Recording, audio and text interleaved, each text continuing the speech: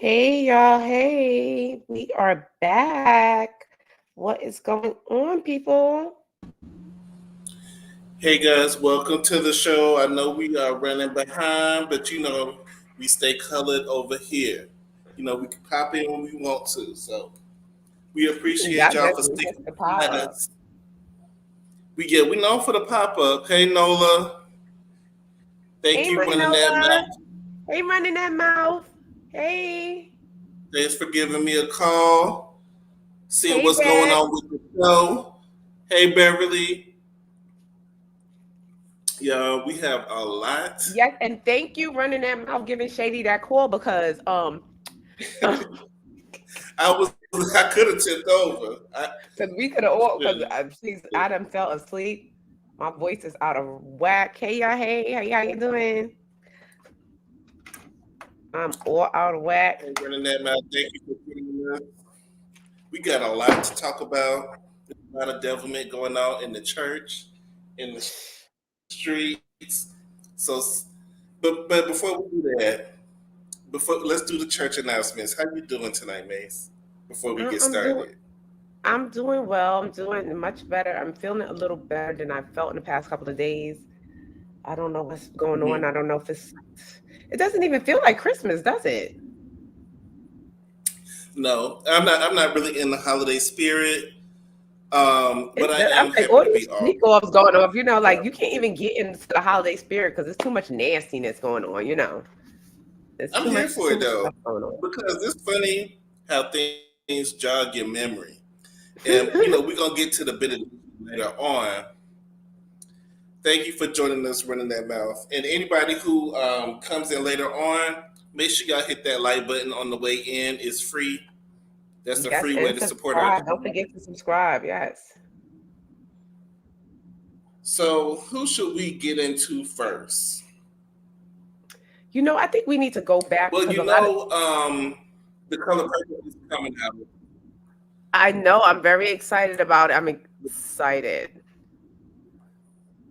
I'm The really color excited purple is because it coming because out, and there's a lot of talk about Oprah being shady during the promotions. mm, People are saying that they're spotting some tension between her and Taraji. Did you see like the video like detailing that, or is this your first time yes, hearing I about did. that? And who was the body linguist expert? That was some body linguist expert because it was very much so tension. You saw it, and as the young lady, I'm not sure of her name, the one that was doing the video, but shout out to her because she was breaking down that body language. Because as soon as Taraji looked over and saw Oprah rolling up on the scene, Taraji was like, girl, and she, moved over. Oprah looked uncomfortable trying to come near. Taraji crossed her foot to the opposite side, and that is a sign of the. And if anybody had watched Martin, I think I saw her tap her hand like bald headed liar. It was like giving a bald headed liar. But yeah, It it just, looked weird. I don't It looked very know, uncomfortable. because Oprah has that reputation. Monique spoke about it when they're doing the promo tours, and Taraji has recently been speaking out about not getting paid what she feel like she deserves. And it's a conversation that keeps happening amongst black actors and actresses. It's never gonna go away. But when Taraji was asked about it during the Color Purple promo, people I think were more open to what she was saying and then to Monique. When Monique was saying that she wasn't getting paid the way she should have been, and I think a lot of people attacked Monique. Maybe it was her delivery. Maybe it's because it was Monique. But for some reason, for Taraji, people seem to be more understanding. Or is it the same message, or is it a different message? I believe it's the same message. It's definitely the messenger in the situation because as far as Monique, they're always going to. It seems like America has a thing about a black woman with a man. It's like it's like so. Is It's it like because she either has a man? no. I think America has a problem with a black woman that has a man. Because when a black woman has a man, also maybe a low life, maybe undeserving, maybe not up to, certain standards that they consider the black women to have. It's the same issue because Monique seemingly being the breadwinner, her husband, what's his name, Daddy, I don't like the way she You calls him know him Daddy. as She's not Daddy. Dr. Heavenly. I don't like that. I don't like the way she calls him Daddy. It's don't hit the same as Dr. Heavenly. But Monique and Chelsea, what's his name? Quincy, I believe Quincy. I don't want to make a mistake on his name. No offense, but I believe that being that Quincy, I think his name was Quincy, but her husband was behind her, really pushing her like, you deserve this, you deserve this. Now when she's speaking up and she's saying, look, I deserve this, and I'm not doing this without this, da da da da da. They're looking over her shoulder at her man. They're not even they're looking past her. Oh, she's not saying that. He's saying that. You understand what I'm saying? He's making her say this. I don't think it really had anything I believe to do so, with that. because why does it hit different with Taraji being a single? Taraji is a single woman, a single black woman in Hollywood, right? So when she speaks out about the injustices and the black women and the black actresses not being paid, people listen to her. When Monique was saying the same thing that she was saying, she was being ignored because they were saying it's not her, it's her man. Her man is saying that. I think it's just that Taraji's more likable to people. No, it's not about because they don't like Monique because Monique has a man, and Monique makes sure that she knows that her man is not afraid to piss people off, and that's what I'm saying. But she's not, because she has a man. I'm telling you, it's a whole lot between when black women have strong men that's behind them, and they be like, well, what does your man do? Oh, your man's a bus driver. He ain't shit. That's what they would sit there and put up there that your man's a bus driver. He ain't shit. But when your man may have your best interest in heart, it's the same thing. Like with Nikki, yeah, her man may be a man and slaughterer. He may be a convicted thing, but she probably had to reach down and get that man from the hood that she knows going to have her back. That's not on no Hollywood stuff. You know what I'm saying? That I know that this is like Meek Mills ain't protect her. She been getting into beef with what Meek Mills did, what Nas did. What did seemingly her Young Money did? Like when she Meek Mills was allegedly at the Diddy party, doing the same thing. I don't even talk about how he was bent over in the pool and he was talking about, you deserve it, daddy. You deserve it. But you saw him, he was in the pool, like he had an ass full of daddy. But I'm saying it's like a lot of women, especially black women and black women of affluence, black women that has something going for themselves, when they have a regular man, a regular black man on their side that's not into the Hollywood scene, that doesn't have seemingly as much as that woman has going on, that when she speaks up, they blame her man. Oh, that's not really coming from her. It's that bum in the back. It's that bum in the back that's making her say something. Now Taraji saying something without no man. Oh, it must be true. Taraji said it. This is really, she's a single black. She's well, Taraji isn't the only one that's been speaking on this. And if Taraji had a man, they wouldn't be taking her serious either. Hold on, just a moment. Viola Davis, the one who does Olivia Pope, all of them have been speaking on this. These are not the first ones. But let's look at this body language to see what she was talking about. And now look at Taraji. Look at her legs. She locks it away from Oprah, looking up, fluttering her eye, trying to hold back tears. But she's trying to be professional, but she leans into Oprah. Oprah pulls away. Fake laugh. We all know that's fake. That's fine. But they're trying to release that negative energy outside their bodies. Oprah is all closed up. She's not even trying to open up, and it was closing in on Oprah. Oprah pulls out, trying to find an escape, goes right behind Gandalf Brooks. And look at Taraji's face. She's just like not having it. And notice how Oprah is suddenly now opened up with her arms. And look at Fantasia's face. Look at Taraji as if we're almost to the ending of this. Don't worry. Something definitely happened here. And now look at how Oprah has her arms and her hand. Oprah don't touch people like that. Oprah, you see how she looks? So some people were saying that this was a reach, and I don't think so. I think body language does speak a lot louder than people not human. This is what I don't understand, and what pisses me off as I begin to people watch. People are human. We put so much stock and so much faith in these entertainers. They are entertainers. Once they get inside the thing, they are entertainers. Like if you go back to even like the Game of Thrones, like that era, whatever. make gestures and stuff. They get out in the street and they does plays is to distract you from what's really going on in the world. And a lot of times it be the politicians and from the head up that's controlling these actors to put certain things out. Like things are just not out. They're out because they let them out. Like I said, and first of all, like as Black women and as Black people alone, we don't control anything. How can you control anything that was given to you? You don't own nothing. Like you don't even own your house. You don't even own your car. You don't own your life. Like your life could be taken away from you as you walk out the thing. You don't own nothing. What do you really own when something was given to you? Down to Jay-Z, down to Beyonce. What do you? And we glorify these people like they're doing something. The man gave them that. They didn't get it because you can't in Black in America. Hey, Oshina. You don't own nothing because everything was given to you. Everything was given to you. Your religion, everything was given to you. I think when your spouse is your actual manager, I don't think that's ever a good combination.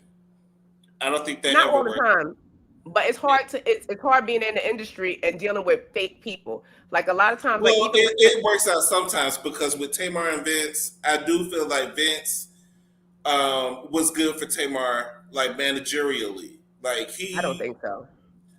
Well, when she was with Vince, her albums were doing well. She was touring more. She wasn't fighting Tommy off Love and Hip Hop because she was on TV. Head, I think it was more that it was a TV. It was a TV scene, and it was more of she's fighting people because her music was better than when she was with Vince. Sorry.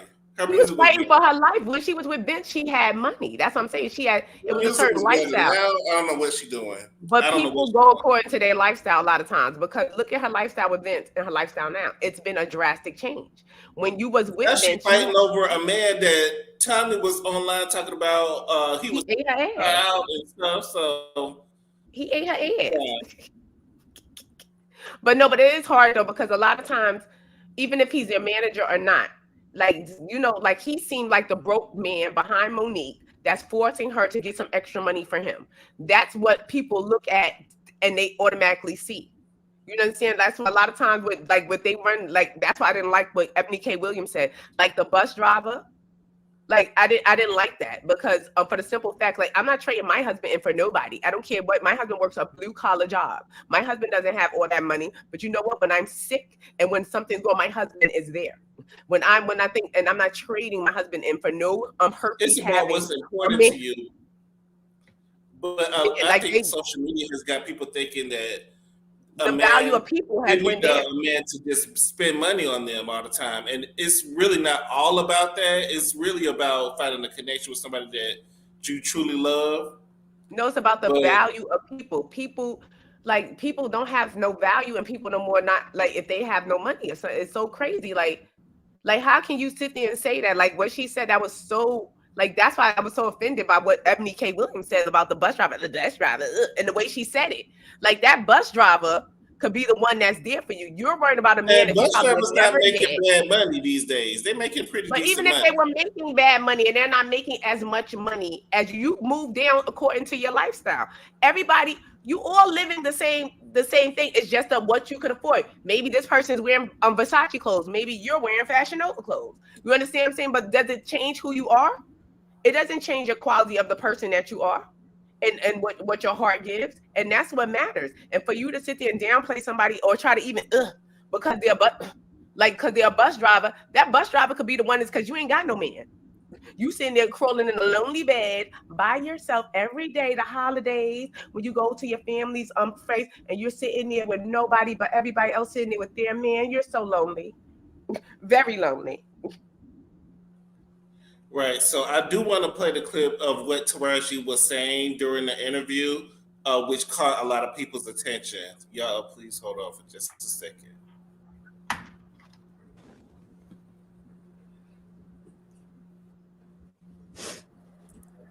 I'm just tired of working.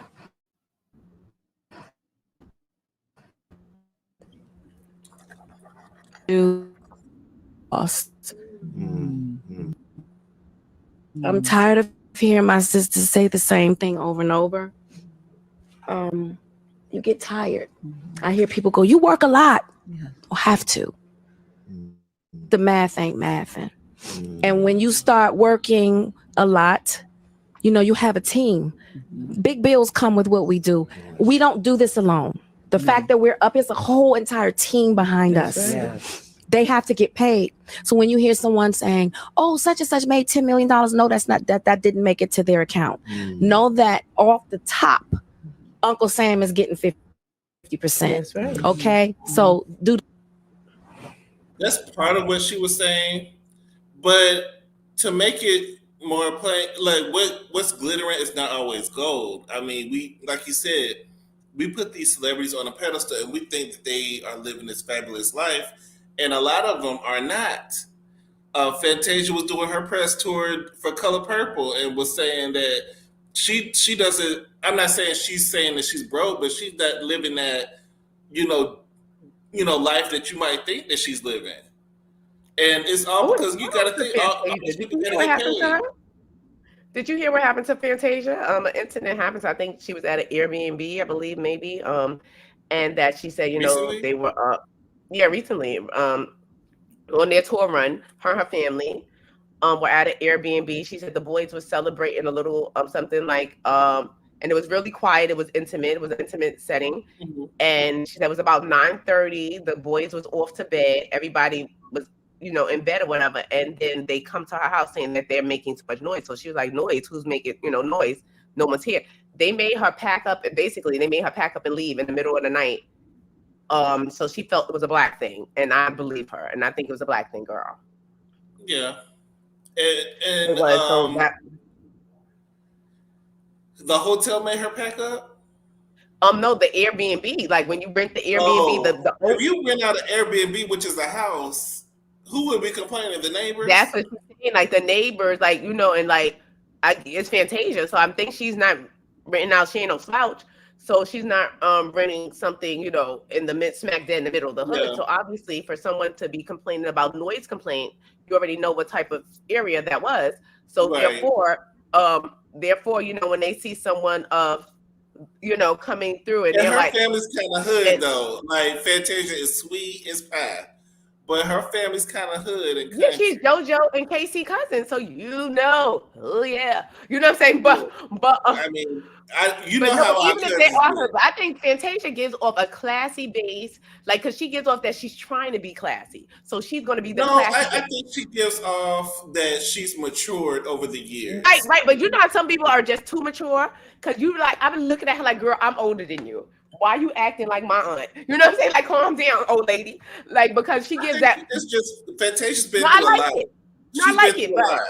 I'm just joking, but I like it. But I know she just really, she gives off a regal personality. Like, like I'm very mature. I don't got time. Like I bake good cornbread. I make collard greens and ham hocks. She's not like that, but I just no, think but she gives me that. That's what she gives me. She gives me that she not a cook. I don't know why.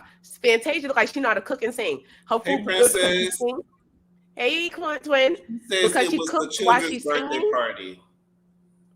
She probably was cooking, she cooks while she sing, and I like to listen to certain people while I cook, so I know her food is good. Like she probably just humming and singing, and just singing. She barefooted too, child. The food is delicious, but she just looks like she really cooks and she sings. But that's neither here nor there. I don't think she deserves to be put out in the middle of the night with her family from an Airbnb, which she paid I would for. want my money back. That is ridiculous. And girl, that was a black thing. You need to look into that and justice. She probably don't care. She probably just want to move on to the next thing. No, but she was really hurt. Like the way she was talking about the thing, you could tell that she was hurt. Probably did hurt her. Because a lot of times people, especially as people of color, and we get to a certain stage in our life and a certain thing, so we think that, okay, I'm not going to be seen as that girl anymore. I'm going to be seen as Fantasia, the the the singer, the actress. She has been elevating though. She's been trying to elevate her looks, her fashion. Her style. Yeah, because can we bring up some of the Fantasia's looks clothes? that Fantasia's been giving y'all? Like she has been giving the looks. She has been serving. I'm saying she give and for her to feel, you could tell she's really hurt. Now. Like, because once you get to a certain level in life and you want to, I don't expect to be still treated. And I think you should. I think you should want growth. You shouldn't want to do the same thing forever.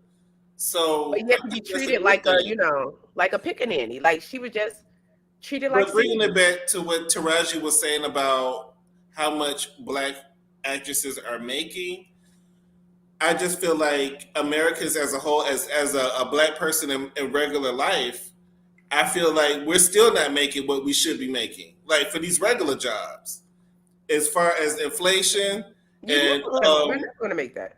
everything that's going on, I think everybody's going through it right now financially.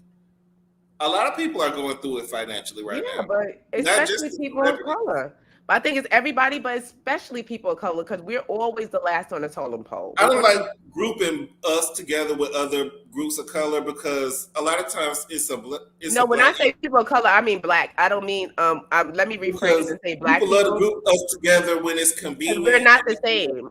We're not the same, but they group everybody together. Like we are not the same. I'm sorry. But they just group us together to make us feel good. Like I said, black people are the last on the totem pole. We can never ever have anything that was giving to us because nothing is ours. Nothing. When they don't want you to have it, they will take it back from you. They only give you what they allow you But you to got to have. make your own way prosperous. But not And I even think prosperous that's because what can you the do? Just like goal. with Kanye West. Temptation How never did quit. Kanye West go from a billionaire one day, right? A billionaire one day, Because he pissed and off to the say Jews. He pissed off the Jews. something, but this is what I'm saying. So how can a black person in America ever feel comfortable or feel like you really accomplished something or feel I like don't you think have people this be comfortable. when it could be taken away? You can't live in comfortability because this can be taken away. It's just like Beyonce, like we could pray to today, something comes out and they have tangible evidence, we'll be hating her tomorrow. And all that would be going away. It's Like like they the bishop, the bottoming bishop that we're going to be talking about later. right, this is what I'm This saying. fall from grace that's He was pending. pushing out a baby one day, being aggressive bottom the next, allegedly. Like this is not, like come on, like push the baby out. Bend the ass over. Which one is it? I don't Who's doing know. the bending? We're going to get to that. He's doing the bending. Allegedly. Before we get to the bending bishop, we have No, to but talk we about. need to go to circle back. I want to get back to Keke Palmer. I want to go back on We Keke still Palmer. bringing it back to Keke. What's going on We with want to Keke? bring it back to Keke because we still didn't really get into because all this puffy stuff came out as soon as I think Keke Mama planned that after she just blurted out that Usher was gay. Then puffy shit came out, so we forgot about what she had said, but we didn't forget. I do feel like Usher was around Diddy a lot. So But it's obviously it was something going on. It was something weird going on allegedly. This is all alleged. Where's our banner? Put this up. Everything we say here is allegedly. But I personally think that something was going on and it's something weird going on and it's something more than I'm just gay or I'm just want to mess with little boys and stuff like that. It's bigger than that, in my opinion. are you It's talking way about bigger with than that. Diddy? I'm saying with Diddy, with the They're pastor. saying the people are saying that it's like a magic ritual. No, but it is. It's energy harvesting. If I could get into it real quick, it's energy harvesting and it's real. And everybody, you're entitled to your own beliefs. I've seen stuff and I've seen really, it's real. Like people, the energy harvesting and how people take people out, man, and slaughter people energy wise, and take them out and take their physical energy and take on. It's like an energy burst. Like you can absorb somebody's energy even if they're alive. So imagine if that person is born from their body. If we could just be frank, sex is a transfer of energy. When you are having sex with somebody, you're transferring mental, emotional, all types of energy. Right. That's So when why you're doing this in a that's why magic, you can't really be out there with everybody because, especially if you're like an empath, you're gonna absorb all. You're gonna be sitting there and you're gonna be mad and not know why you're mad, and but this is what I'm saying. This is not accidental, like accidental energy. Like how you walk into somebody's house and you may feel certain energy and stuff like this. I'm talking about this is intentional, planned. Yeah, it's intentional. This is planned. This is ritualistic. This is But magic. what about Keke Palmer though? You said something about Keke. I said Keke Palmer when her mama said that Usher was gay. We need to circle back because, like I said, a lot of times, like Usher's not going to say nothing because Usher's from the old school. I think Usher might be bisexual, but I think he may be bisexual, and if he is, so what? Nobody cares. But I think he likes women a little bit more. But he might let a man do. You something. don't know because these people are entertainers. Do you know what I really think in my head? If I tell you guys what I really be thinking, yo, you know what y'all would probably think of me. I can't tell y'all what I really be thinking. Even though I let some stuff out sometimes or whatever, but I know better than to tell y'all what I really be thinking. It's like if I tell you what I'm really thinking, and these people are entertainers, they are trained to not show you who they really are. I will never show you who I am. They're just there to perform. Really, they're there to perform. But what I'm saying is that their personal life. But it's not about their personal life. But people as us, like we get so upset. Like you just said, you mentioned something about TD Jakes. The people were mad at you because you said something about this pastor. Let's be clear. This prominent pastor that people have this religion thing for. Oh my God, he's a pastor. Oh, what you said that about him for? No. You know what I'm saying? But he's a man. Like before he's a pastor, he's a man and he is human. Because when people start peopling, this is why I mess with animals. I will trust the animal before I ever will trust a person. I don't trust nobody. Let me tell you something. I live on the mantra. I love everybody. I like a few, but I trust no one. I don't trust nobody. I will trust the animal because when people start peopling, you can't put your faith in these people. Because why are people mad that you said that TD Jakes was an aggressive bottom allegedly? We're going to talk about that in a minute, but we do have. But why are people getting so upset? Because they have this faith in people. Oh no, they have this idea about people that they're not like this. Yes, they are. Yes, they are. Oh, he is so fine. I did not know he was that tall. Let's get into these allegations that Christian Keys was throwing out this week. Christian Keys went and did a video. I don't know if it was on his YouTube or he did a live or whatever. He did a live. Basically, he was saying that there was a prominent figure that SA'd him, and if we knew who it was, it would break our hearts. So it kind of set the social media world into a frenzy. People was trying to figure out who it was. A lot of people was thinking Tyler Perry because he has that reputation, Tyler Perry. Allegedly. And when the Bottomley Bishop allegations came out, then people were saying maybe it was the bishop who accosted Christian. So at first it seemed like Christian was kind of exonerating Tyler, and then he kind of doubled back and said, I didn't exonerate anyone. I didn't say. But how did he exonerate him? That's what I'm saying. People just jump to stupid. He liked to comment saying. What I'm saying. So how did people go from him liking a comment? Maybe it wasn't Tyler. Somebody was saying maybe it wasn't Tyler Perry. Because I like a lot of shady comments. I like comments that's shady and that may be like, and I know that's not true, and I'll like it just because. And he probably is being a smart ass. Well, my thing is this, and a lot of people feel this way. Bobby Dykes was going against him on social media. Like, just put a name on it. If you're gonna come out and say that somebody did something to you, I feel like go ahead and put that name there so we can stop playing this guessing game, trying to figure out who did what and who said what, because it's coming across like, I'm not saying that I don't want to victim blame, because something probably did happen, but I feel like two things can be true at the same time. I feel like you can be a victim, but you can also use it to your advantage when you want to use it. So I'm just trying to, how do you feel about this case? I don't know how to feel.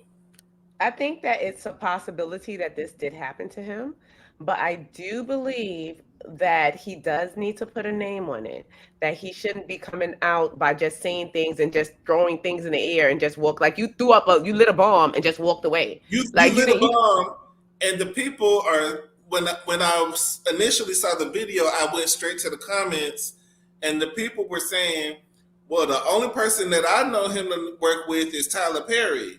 He's only in Tyler Perry movies. He's not really in other stuff besides Tyler Perry. In my opinion, ain't nobody but Madea. In my opinion, that's just in my opinion. I believe it ain't nobody but Medea. But I do believe that he's trying to be strategic, um, strategic on his Because thing. Tyler But Perry is powerful.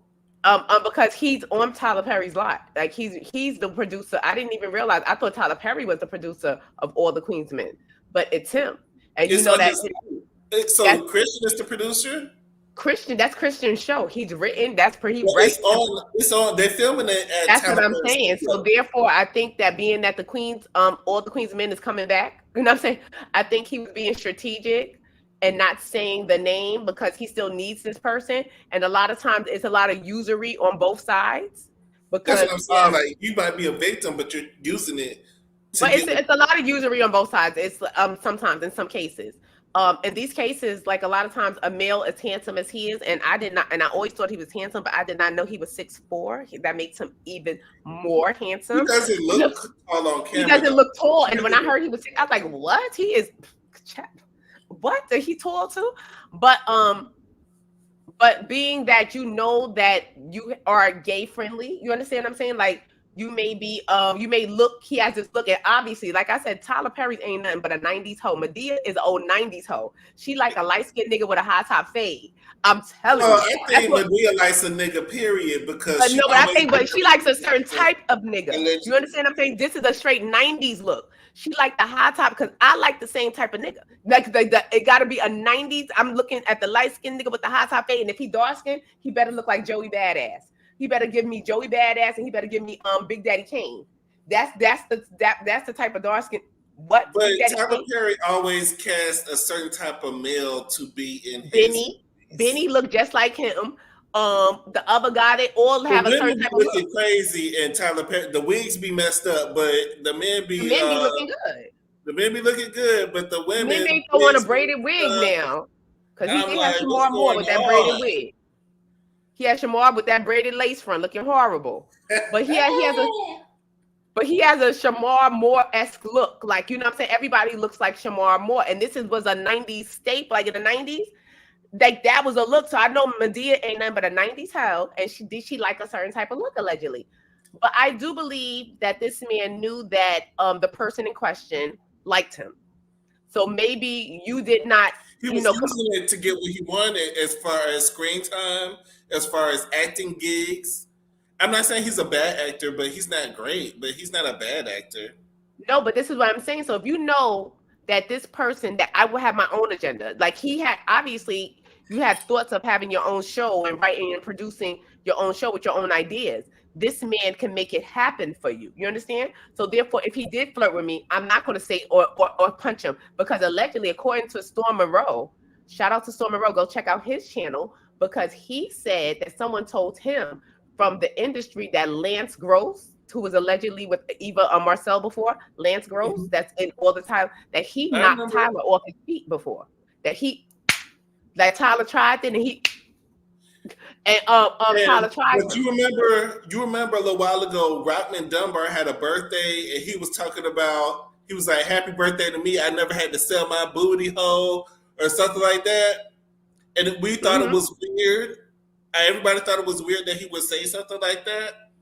But this is what I'm saying. A lot of people. I believe he was also accosted by Tyler, because they work closely on. And this gentleman said, Christian said that he trusted this gentleman in his, beginning years, and for him to have $3,000, like he said, he only had $3,000 in his bank account. He had to pay his rent and his baby mama rent. Obviously, they were living in separate locations, but being that she had a child for him, he was looking out for her rent wise. He said he only had $3,000 in his bank account, and this person came to his door and offered him $100,000 to get naked. Bitch, I'm nude. Not but $100,000 to get naked. He said he turned it down because he turned it down, like, that's not me. I'm not with it. This is not who I am. And he held on to his morals.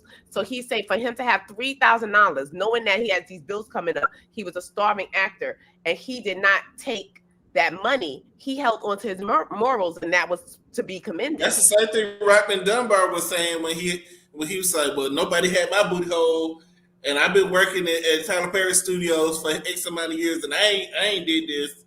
But people have to Everybody not understand with it. people Everybody are not corrupt. with it, Taylor. And everybody's not influenced by your money, or your But they will popularity or try your. it, and this is they'll try It's it. kind of like And Diddy, like somebody they say Diddy doing.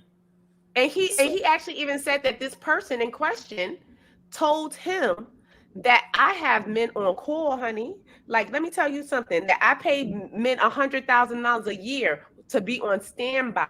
So when I call, the booty comes. Okay, do you want to be one of them men? So who ain't trying to be a kept booty? Like, even it's men that's married, because I know I ain't gonna put nobody's name out there, but I know people that's married in the ATL area that is kept men that's married to a woman that go off like 3 times a year to go sleep with a man because this man called, but they're married to a woman. They'll never know. Their wife don't know. They think they're on a business trip, but you bent over holding your ankles, talking about who's doing the bending. You know what I'm saying? But not bent. We gonna talk about people who's been bent over later, but it's that energy is out it, there, and especially in the entertainment area, entertainment it's. industry. I feel It's like it's a crazy. lot of stuff that's about to come out. It's a lot of stuff that's about to come out. The veil But is just before we lifting. get That's into all it is. that, It's a veil lifting, and you're getting a peek back, and people are beginning to wake up to see that all these celebrities and all these people are not who they say they are.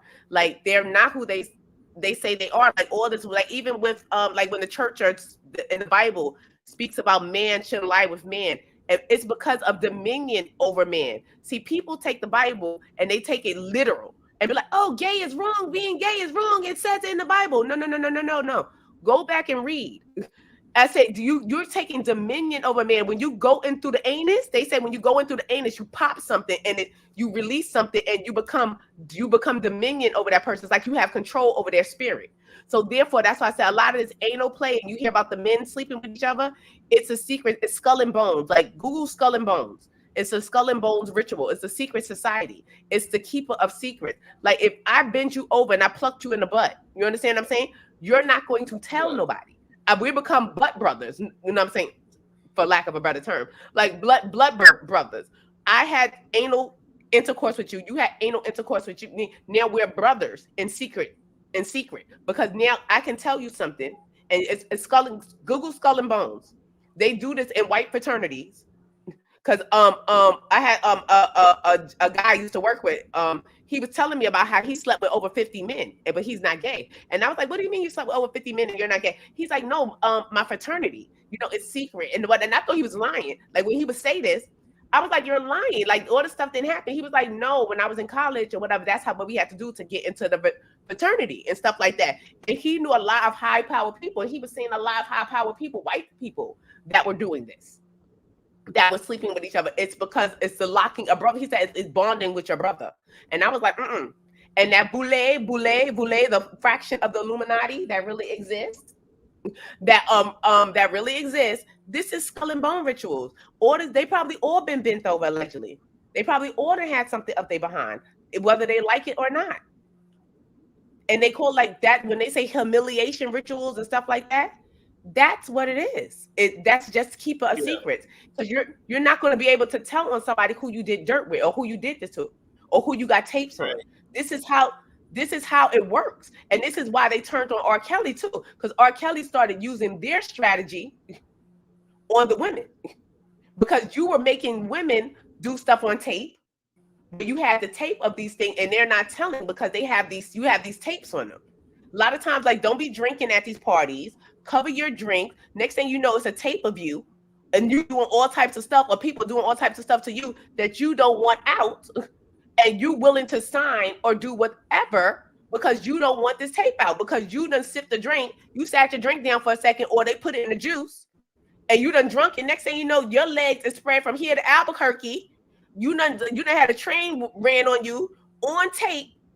And they done called you in the office like, "You ready to sign this contract? Well, how much I'm gonna get? It's a 360 deal." Yup, it's a 360. You're gonna be turning around for the rest of your life. And you're like, "I don't want to sign this contract." And they like, "Put the tape in. And you like, "Oh, when I did that, I ain't do that." They were like, "Well, this tape will get out, such and such." You signing that contract.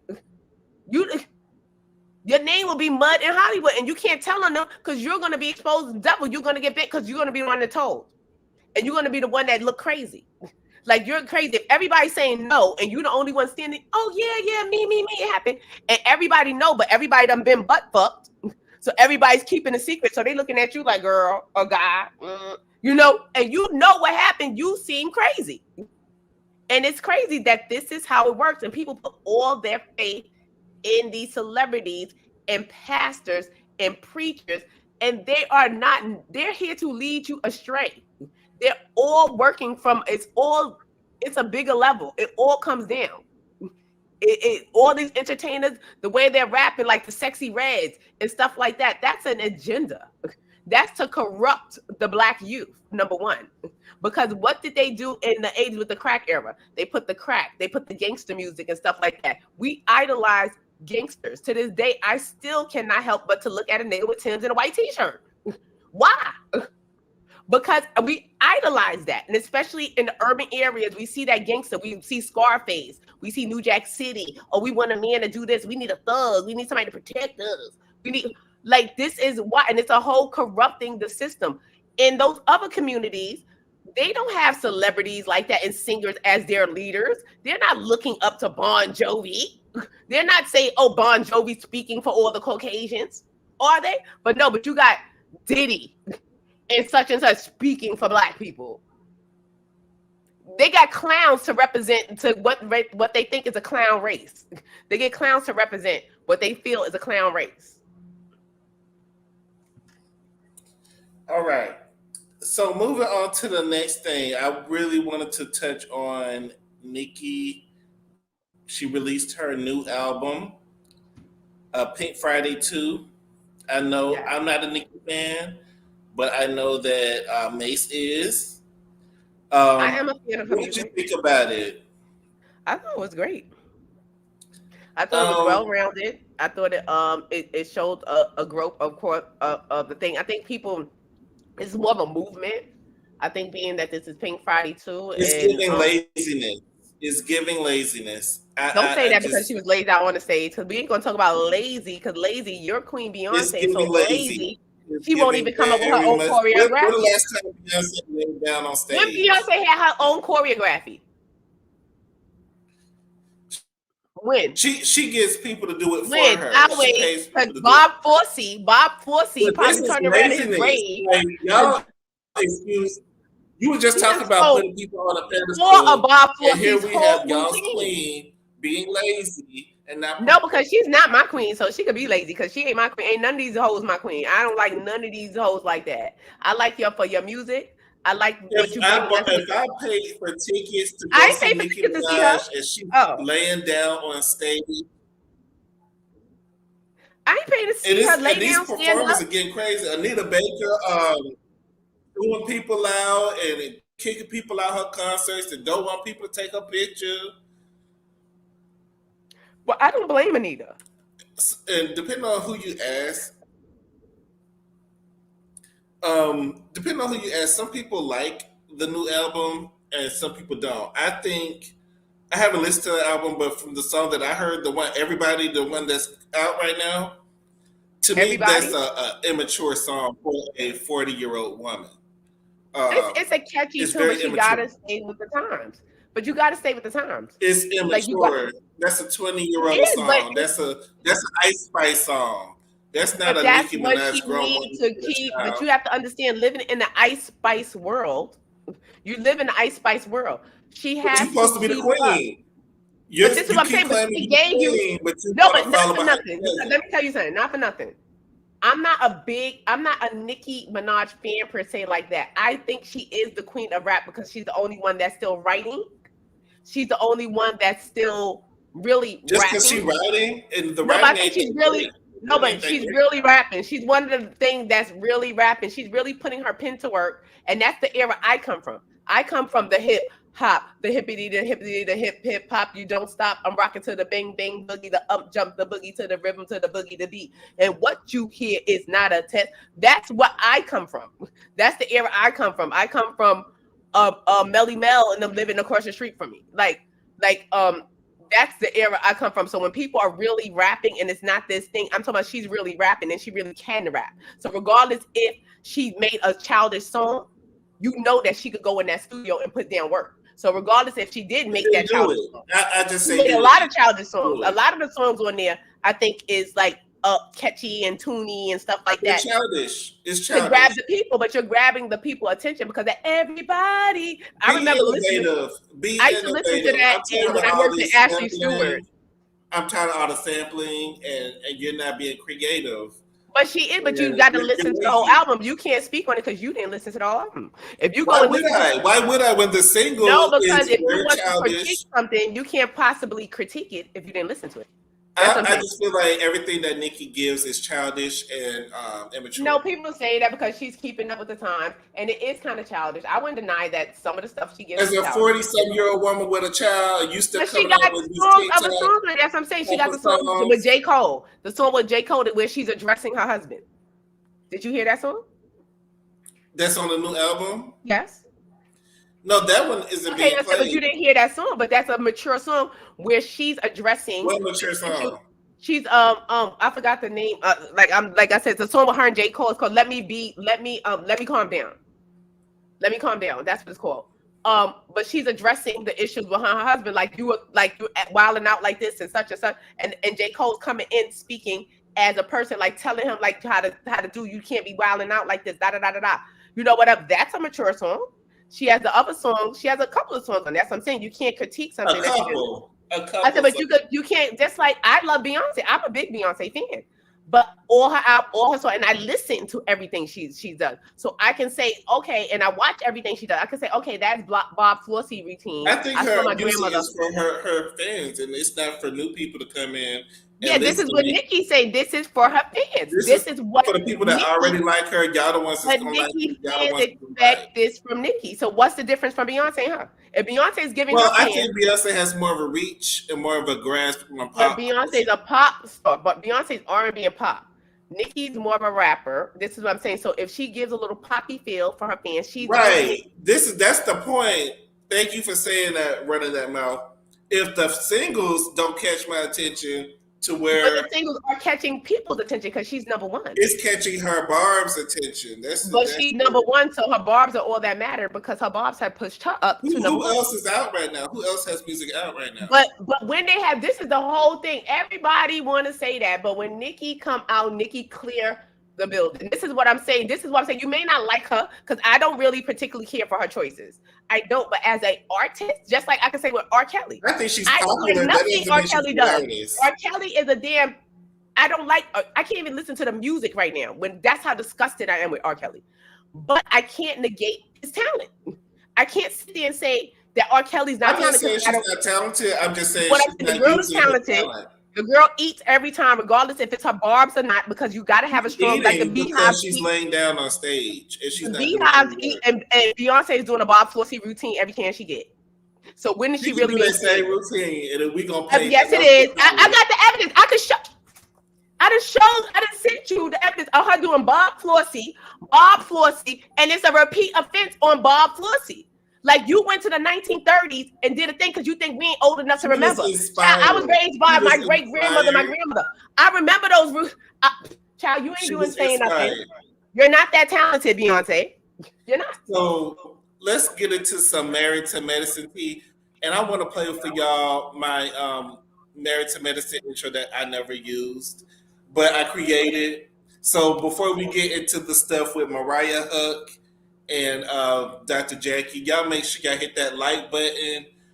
Refresh y'all drinks. I'm about to refresh mine. Yes, because I'm about to go lay down. I'm about to talk about Nicki. You said what? I'm about to pull a Nicki and lay down. So, yeah, we're about to refresh our drinks. Y'all hit that like button. We'll be back in just a moment.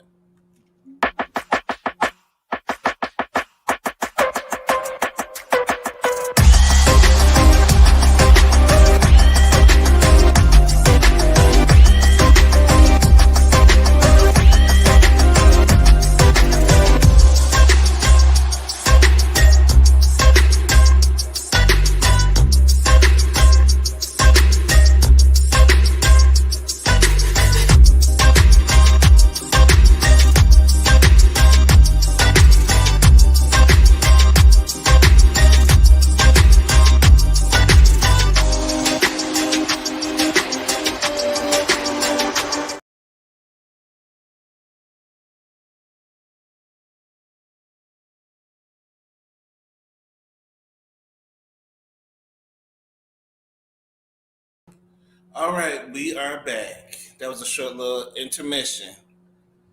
So I let's. like that. See, now I'm mad because we got to use it now. Now I'm mad. We're gonna Because have to go I back. created it, and I'm like, I spent time on this, and we Yeah, never so, but used we it. have to use it because we still could go back and recap Married to Medicine because Married to Medicine got it going on. Married to Medicine has been good, and it's been keeping up a lot of controversy this season. First, we got to talk about the vote out of Quadria Webb off of the island. Do you feel bad for her, or do you feel like this is karma for what she did to Mariah Huck? I do feel bad for Quad. I don't think this is karma for what she did to Mariah. I feel it. I'm like a little torn between the thing because I feel bad that they voted her off because it's like, girl, this is the second time they did this to you. Like, girl, like just don't come back. Like, just don't come back because this is the second time, especially when Simone and them said because she wasn't married and remember what Well, they did to her Toya was last time. pushing for it before. Yeah. Like they were pushing for her to get rid of, and then now for her to come back and they do it the same thing again. Now it's even worse because now your ex-husband is marrying Sweet Tea, and you're seeing Sweet Tea, simulate into the group that you were a part of. Yeah. So that's worse. So I do feel bad for her in that aspect because I know regardless if she could sit there and be like, Miss Quad, she got it, and all this, whatever like that, and act like the biggest fag hag, do all that. But I think her feelings are hurt. And I would feel some type of way too, because regardless of the fact these are ladies that I started the show with, and I feel like y'all just traded me in not once but twice. Well, I feel like Quad has the right to be hurt, but I also feel like this is her karma. This is her karma. This is the same thing that y'all did to Mariah. Mariah helped Quad out. Mariah gave Quad a job. Mariah gave Quad a platform. And then when she got on that platform, that her head got big, that ego got big, and she turned her back on her, voted Mariah out while she's being the executive producer. They didn't have enough respect for her to just talk to her off camera. They did it on the show. Because even on Basketball Wives, did they vote Shani out on the show? No. Shawnee's not letting nobody vote her. Shani like she was the supervisor of the girls. Shani is the head mean girl in charge. You're not they voting treated her Mariah like she was beneath them. Especially Dr. Jackie. We're going to get into Dr. Jackie in a minute. Please, we could be good because if y'all watch the show and you know what have I been saying? I said Dr. Jackie and Dr. Heavenly is the same person.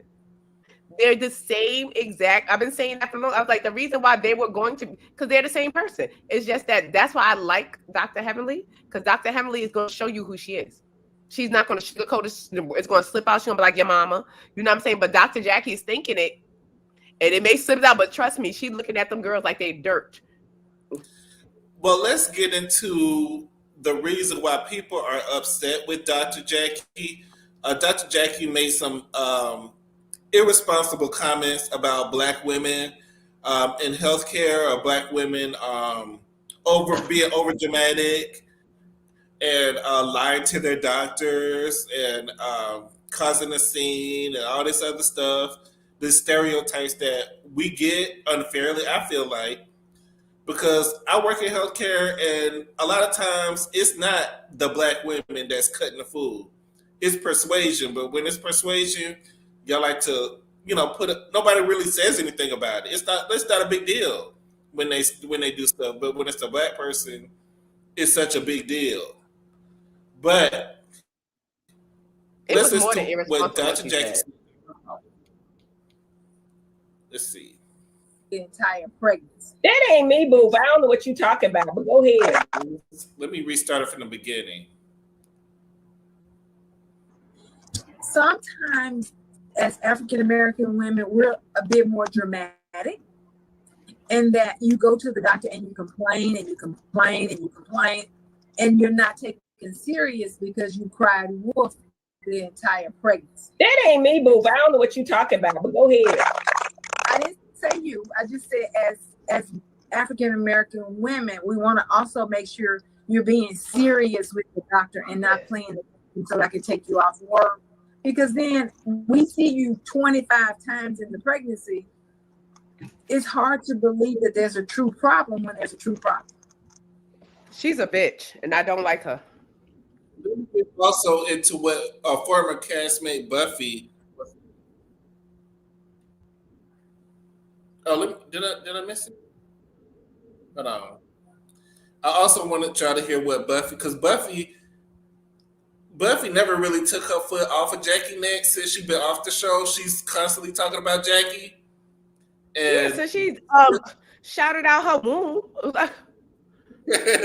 she told everybody she was infertile. So here she is. The OBGYN fans out there, you could scroll on because you done drank the Kool-Aid, the tea, the poison, the whatever, and ain't nothing I'm gonna say get you to see the light of day. So you can scroll on. And this is my platform, and I can say what the hell I want because I've actually met the bitch. Okay. The old biddy. And I can age shame her all she wants because she shamed my motherfucking uterus. Okay. All right. So let's begin. Y'all bravo, because that's who set this shit up with Kamala. Y'all don't do that. Y'all should have I know y'all trying to save her career because I showed everybody who the hell she really is. I know, and y'all paying her all this damn money that she don't damn earn. Because where Curtis at this season? Yeah, I'm watching the season now. It's a good season. I'm watching it. Mm-hmm. Sweet Tea, shout out to Sweet Tea. That's why I'm watching it. With the she said it's herself. Curtis was supposed to love me. Where's Curtis? He don't want that bone. And nothing but a dog want a bone. First of all, Jackie don't even have no damn regular black clients, allegedly. If you're a rich black woman, you can go to her ass. She don't take no damn Medicaid, no. She don't take, like, the people they're talking about. The people they're talking about black mortality rates for pregnant women. She don't see them damn people. I bet she didn't tell Candy and the rest of them people you don't need to be called off work during their pregnancy if they came in there with some damn problems. But the ones who ain't got a coin to pay you in cash, they need to prove without a shadow of doubt that they're in fact in pain. And you a black doctor saying this fucking shit. Right? Sad. Why I got so much smoke? Okay, so I'm gonna share something with y'all. And I shared this with the producers. And then she goes on to talk about her family member. I think it was her aunt who her aunt was passed away because the doctor didn't believe that she was in pain. And a lot of families, a lot of black people know somebody or have gone through something similar. And this is what I'm even going as the black male. I've been now. And go ahead. Nothing. This is something similar. You know, I'm going through this right now. Like as far as like the doctor, the finding thing, and for her to sit there and say that really pissed me off. But I knew she was a bitch. I already knew who Dr. Jackie was, and I already knew she was a bitch. Thank God I see people from here and not here. I don't look at you from here. I look at you from here. So therefore, I already knew who she was. And what Buffy was saying was true. Dr. Jackie, her practice is in the nice part of town, and it's not just in the nice part of town. You have to drive like an hour out the city to go to where her office is. But for her to get out there and say this, like for her to get out and verbalize, even if she was thinking this, and even was like I said, people will show you who they are if you continue to watch. It will slip out. Like I said, for you to sit up there and get up there and verbalize those words. Like I said, I coined the term black and brushed off. I said BAB. Every time I go to the hospital, I'm like, I'm tired of being BAB. And the doctors be like, what's BAB? I'm like, black and brushed off. Because if you're a black woman and if you look a certain way, because like I said, I went through so many experiences just recently. I sat there and looked and tried to find a black ENT doctor that specialized in head and neck. Found a black woman doctor, searched her out, searched her credentials, and found out she was a specialist in the head and neck as far as ENT. What's that, oral laryngology? Okay, and then so then when I get to her, I'm in the office, the nurse is fine or whatever, come sit down, whatever. I didn't look like this. I go to my doctor's appointment, regular black hair, looking very Muppet, like, sweater, covered up to my throat, thing, but I'm sitting there, whatever. So when I come in, soon as she walks the door, she looks at me Like stares at me up and like just stares at me up and down, but like, oh, what brought you to me? Like, why, how you found me? So I was like, oh, I searched you out and I was looking for, you know, doctor, I saw your credentials or whatever like that, and I think that you would be suited for the situation that I had at hand. So she's like real like, but if I was a white bitch sitting there, you wouldn't have did all that. And you wouldn't have gave me all that and looking at me up and down and then like, how do you know certain shit, bitch? What you mean how I know certain shit? Like and getting mad at me because I'm telling you certain like and getting mad at me and like real nasty. But a lot of these black bitches and it be these black doctors a lot of times, not all of them, but a lot of times they have such a jealousy and just a thing like especially with other black women, and it's a black women thing. Period. Like you go in rooms, black women looking at you like and looking at you up and down and thinking you think you this. You don't even know me. I think I'm this. Like I will say that that's no matter how old that in my workplace. Like and no matter how old and tired Jackie looks, because Jackie looks old and tired. Curtis don't want you. Curtis never wanted you. The only reason he probably wanted you because he knew that you was gonna be a doctor and he could live off you, dummy. Like you're so smart but so dumb, not knowing when you're being used. Because Curtis want bitches that look like this. Curtis wants this, so no matter how much Curtis, I think Curtis wants to get his freak on. No, but yeah, but I said, but he don't. They don't want that. They don't want to come home to you. You don't even cook. Curtis is in the hotel with a girl, whole you don't even woman. Cook, girl, you don't even know how to cook. You coming up there with that broccoli and all them leaves. That nigga don't want that. That nigga wants some rotisserie baked chicken, homemade Hennessy barbecue sauce with the shot on the side, girl. You don't even know how to do that. All you know how to do is doctor, and you ain't even doctoring right. Like you're not even doing that. And right. then let's get into it because after she made these comments, a lot of her patients have been going online blasting her. A lot of her patients have said that they were misdiagnosed. One lady don't she have the V thing? Like, don't she need the V thing? Because she needs all that V for herself. Because I know she is dry as all outdoors because Curtis is not hitting that. He don't want to hit that. Play one lady's you are dry and tired. Not her testimony, but her experience. Yeah, that's sad. The patient of Dr. Jackie's. So it's a lot of people that's been speaking out on how they were treated in her office. And you know, you better go eat a sandwich. But your uterus don't even work. You can't have no babies, old eggs. Like, do you even have eggs? Part of it is she's not a mother. Eggs, right? She's not a mother. No, so but the cancer snatched her eggs. I think people that don't have eggs. What Mariah said about her not being a mother and not understanding in that aspect is true. You're not a mother, but you're telling mothers how they. That's when Mariah was born. As soon as Dr. Jackie, when Mariah told Dr. Jackie that she wasn't a mother, that's the truth, though. Dr. Jackie held her you can't tell nobody a mother how they're supposed to feel against her. She held a grudge against her. Ever since that, Dr. Jackie had that grudge against Mariah because Mariah read her down. Read her down. And now, and I was feeling bad for her and her uterus. I was feeling bad for her and her uterus that couldn't bear children.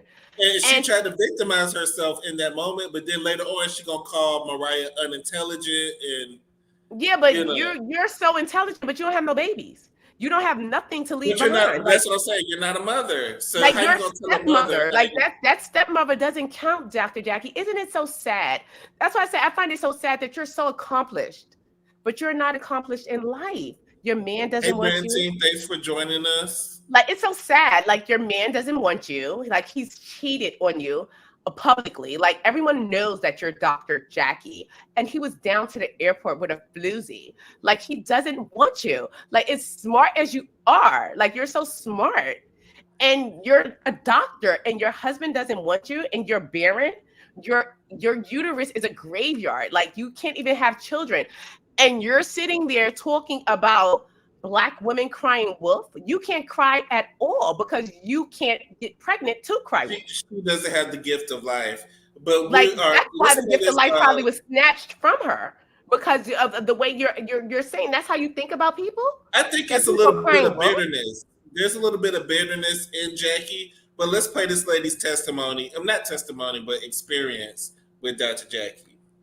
Yeah, I'm seeing Dr. Jackie all over my For You page in regards to the comments she made about Black women, and I just want to give my 2 cents. I chose Dr. Jackie because, she's in the Atlanta area. She was a Black female doctor. And knowing like the high mortality rate with Black women during childbirth, I wanted to feel protected. So I wanted a Black doctor. But honestly, this was the most traumatic birthing experience I could have possibly thought I would have went through. To make a long story short, the day I turned 38 weeks, Dr. Jackie decided to induce me because they thought my baby had a low birth weight, meaning they thought he only weighed like 5 pounds. I went to the hospital that day, not knowing that I was going to be spending the next 3 days in labor in excruciating pain. And not only was it painful for me, it was painful for my child because his heart rate was going up and down, up and down, up and down, with them trying to exhaust every option they could to get him out of me. So when all their methods failed, they ended up telling me that I had to have an emergency C-section because his heart rate had got too low. And y'all, when I tell y'all I was bawling from the moment they told me to the moment they put me on the table, crying, couldn't talk, like I couldn't even open my mouth.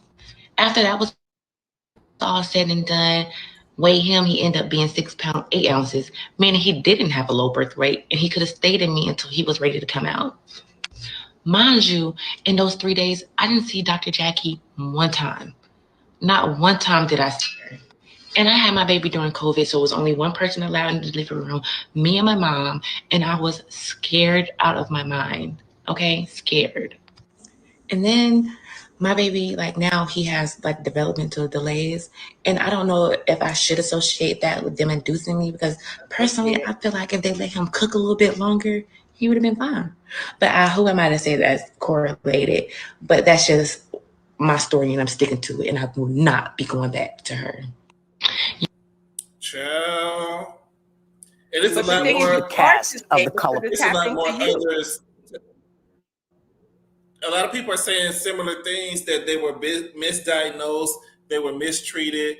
Dr. Jackie telling them they too fat, or Dr. Jackie just being extremely rude to the patients when they walk in the door. Very nasty. Like, first of all, I don't trust a doctor that want to dress better than me.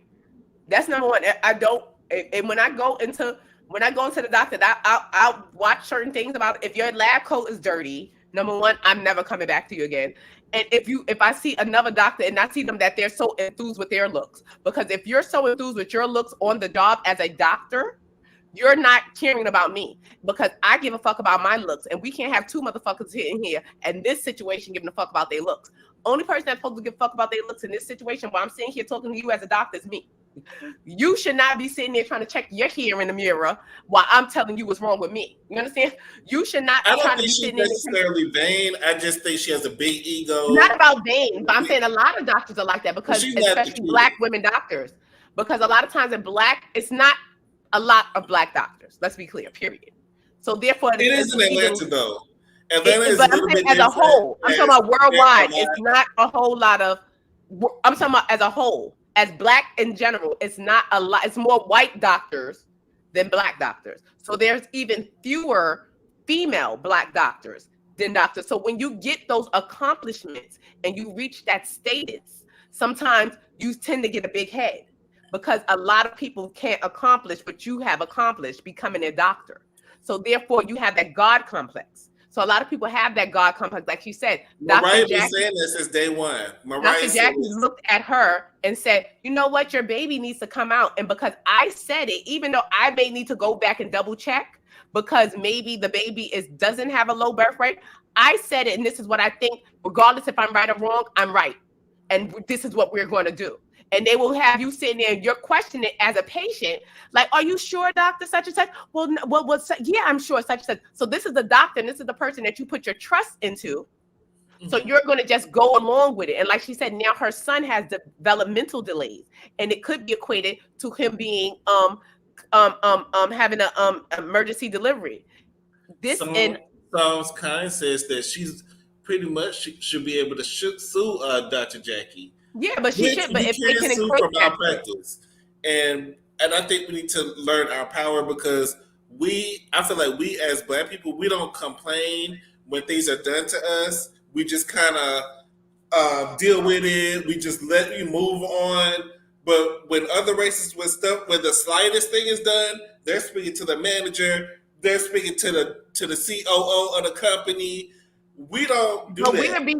we will be called difficult, and We and would we'll be, yeah, we'll be but they'll labeled come back differently. and treat us like crap.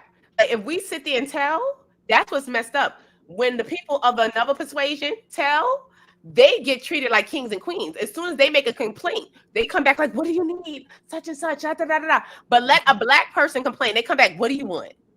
Like And you then had the the nerve to complaint tell. doesn't go anywhere. I've Yeah, but you complained had a the lot of nerve to times tell. and This it is just why I say, doesn't as go black people as a anywhere. whole, we don't run anything. We don't own nothing. I don't care how much money you have. I don't care if you're a billionaire. You don't run or own nothing in the Americas. But Don't ever speaking think of you do. somebody who owns, we got to talk about Mariah because they iced her out of her own show, but she's still producing it. She recently did a interview with All About the Tea. Did you see it? Mm-mm. I would suggest you watch it. It's on Mariah's Instagram page, and it's about an hour long, but it's a really really good interview. Um, I do like Mariah. I really do wish that she would Wait, who come she did back. an interview with? All About the Tea. Is that the Monica page? Monica. She's the one Okay. who interviewed her. It was somebody else in the background, but I didn't know who it was. But it was All About the Tea that did the interview. So, but it's also on Mariah's Instagram page. Mm-hmm. I felt like it was a great interview. I felt like they asked her a lot of important questions, like about Quad being kicked off. How does she feel about Dr. Jackie? How does she feel about Phaedra? And it was a kiki. It was a kiki. She did throw a little bit of shade, but I also feel like Mariah has been graceful. You know, there's a lot of things that she could say.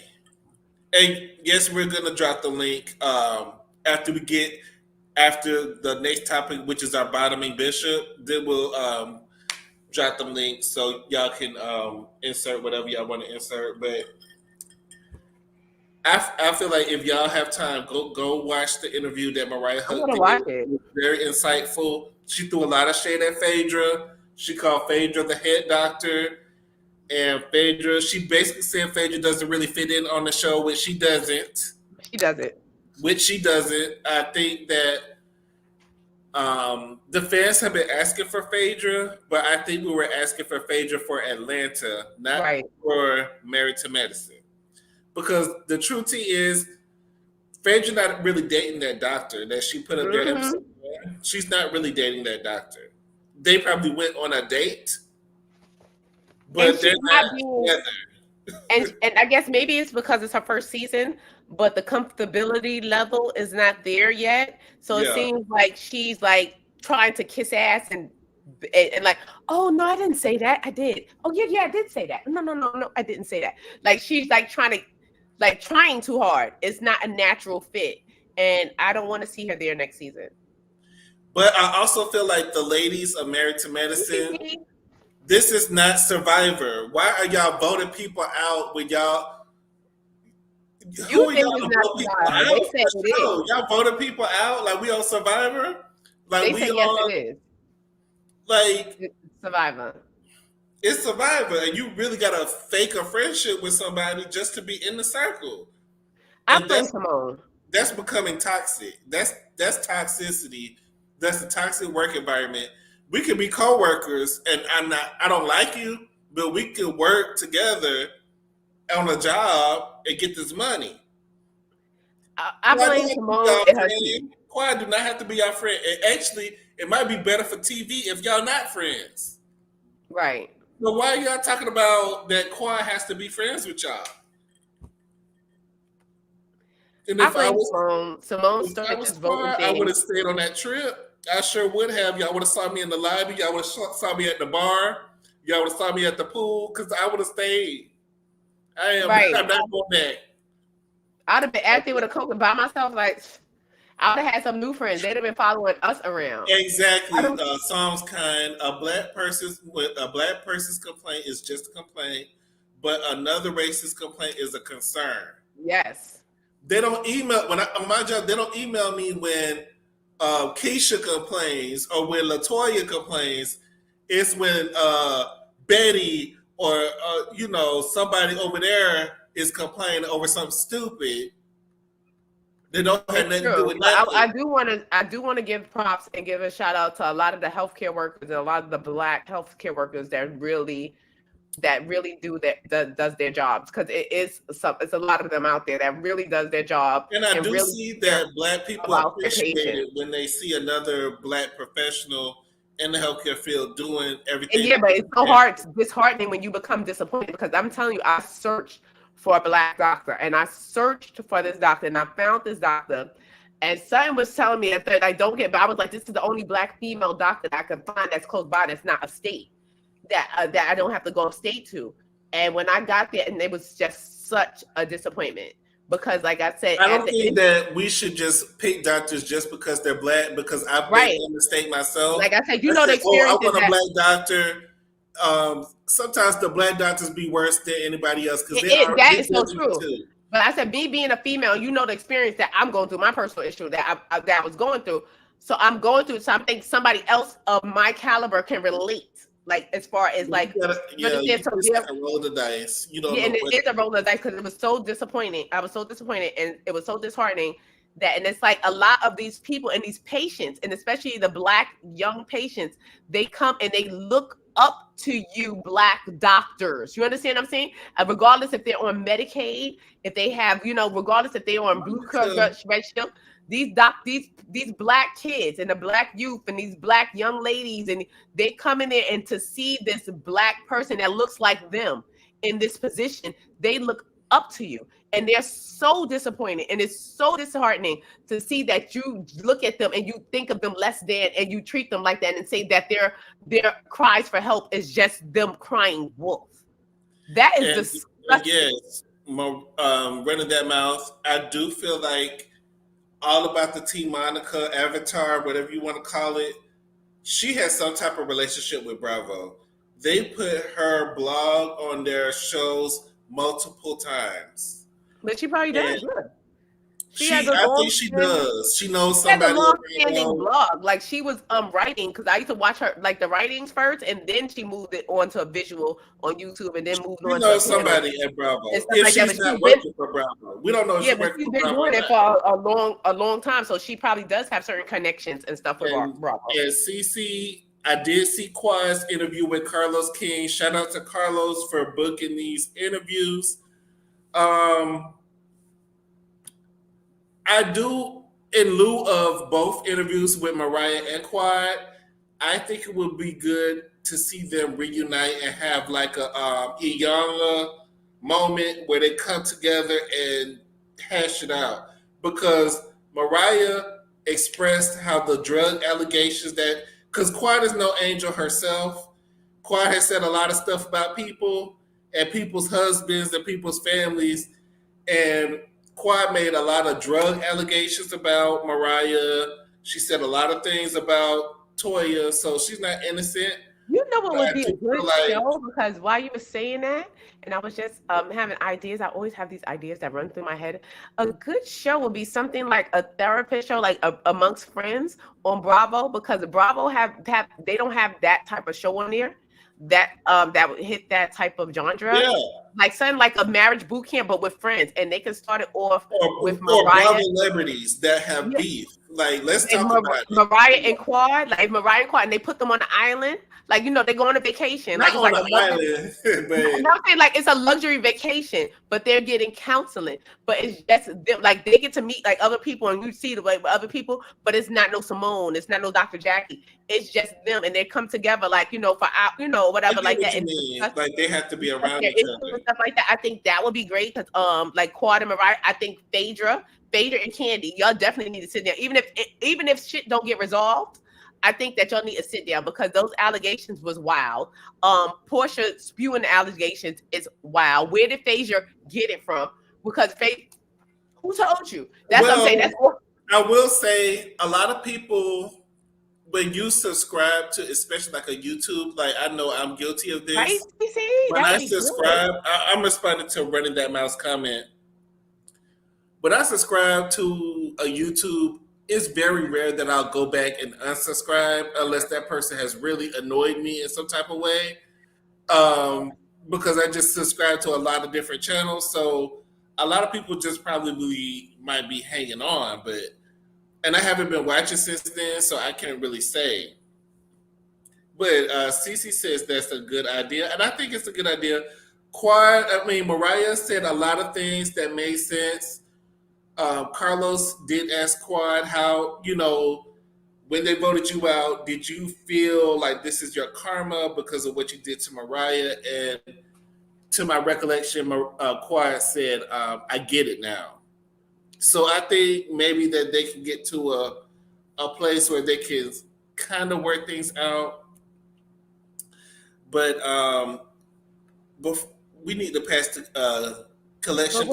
I know you brought up karma real quick because this is something insignificant, but I want to send prayers out to Akbar B's daughter, because speaking of karma, she got on the internet and something is wrong with her daughter. I'm not sure. She didn't express what was the illness, but she did state that her daughter was, very sick, and her daughter was in ICU, and she requested for her supporters to send prayers, and wishful thoughts, on her daughter's recovery. And people had said that this was her karma, because recently you've seen that Cardi B had went online and she did a live and she was seemingly crying and upset. You could hear her voice, that her voice was cracking, and she sounded like a woman that was like really down, like a woman that was because of her breakup with Offset. And the cheating, I guess, she was like, at my most vulnerable time, this is what you do to me. I'm down, whatever. She's probably wailing. She hasn't had an album out. She's living off a wing and a prayer with that first album. Nicki just dropped. Nicki seemingly buzzing around. So of course, they'd like to put those two against each other. I don't know why, but they like to put. Well, yeah, because she threw a shoe at her at the doggone. No, I'm saying, but it's like, what? Even if she did throw a shoe at you, girl, but I'm saying as far as musically, I'm not gonna forget if somebody throw a shoe at me. I wouldn't forget the shoe, but what I'm saying as far as comparing them musically, like get in the ring and fight, because I may still want to fight you because you threw a shoe at me, girl. We need to fight. We need to scrap this out. Like who? I'm not letting that go. I'm not letting that go so easy. Right? I'm saying no, but we're gonna fight because every chance I see you, it's on and pop. I don't care. We at the Grammys. I don't care. It's on site. Wherever I see you, I'm laying you where you stand at. It wouldn't have been no you threw a shoe. We would have handled that business right then and there. It wouldn't have been no Riley jumping in the fucking thing. And I know we're going to handle that. We're going to handle up right then and there. We're not going to do it. It was hands thrown. Remember, Ra Ali was throwing hands and she knocked Cardi B. That's what I'm saying. But she jumped in because Nicki ain't fight. You got to fight your own battles, because if a bitch throw a shoe at me and her is fighting, not me and my big security. That's y'all's queen. That's y'all's No, but queen. that's not my queen, because like I said, I think she's a talented rapper. I think she is the queen of rap as of now. I do think that. But as far as like I said, certain things I don't get down with. Like you going back and forth with Cardi. No, we fighting. We're gonna square up. We're gonna fight. She did have a lump on her head, but I think that was Ra Ali that put it there. But Ra Ali gave her the lump. But what I'm saying is when she threw that shoe, you were supposed to throw them hands. And if you didn't get a chance to throw them hands that night, whenever you saw her, you were supposed to fight her wherever she stand. And then that would show the respect level. And they would have not been comparing, because you're not going to compare me musically to her. Like, she's a cat, hat, bat. I sat on a rat. I shake my ass like that. At the same time, you're making childish, mediocre music. Yeah, I'm making childish music. But look at my. No, but you got to look at her history. The girl been in the game 15 years. You got to give her props. When she gave her props, like, doing the same thing that you've been doing. But what I'm saying is for her to have longevity. That's what I'm saying. For her to have longevity, for her to still rap and be relevant, and for her to still keep coming, you have to give the girl her flowers and say that she is talented. Just like she don't deserve no flowers. That's why I love Beyonce. Regardless if Beyonce's with Jay-Z, regardless if Beyonce don't take care of her stepkids, regardless if Beyonce don't acknowledge none of them outside kids that Jay-Z got.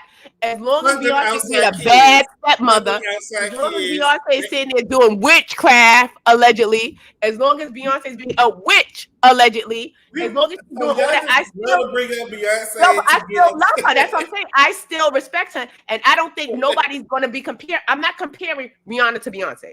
I'm not. Because you can't. Rihanna ain't put out music in 10 years. But that's what I'm saying. Cardi B ain't put out music in 6 years. So therefore, why are we comparing her to somebody who's been in the game and putting down? Because no, you can't compare those two. You can't. That's like comparing Nas right now comparing The Nas to people Lil who Nas don't X. like Nicki like Cardi. The people who don't like Cardi like Nicki. It's just But what like I'm either saying, you well, we like can one or the compare, other. but I'm saying it's musically, and if you use your good common sense,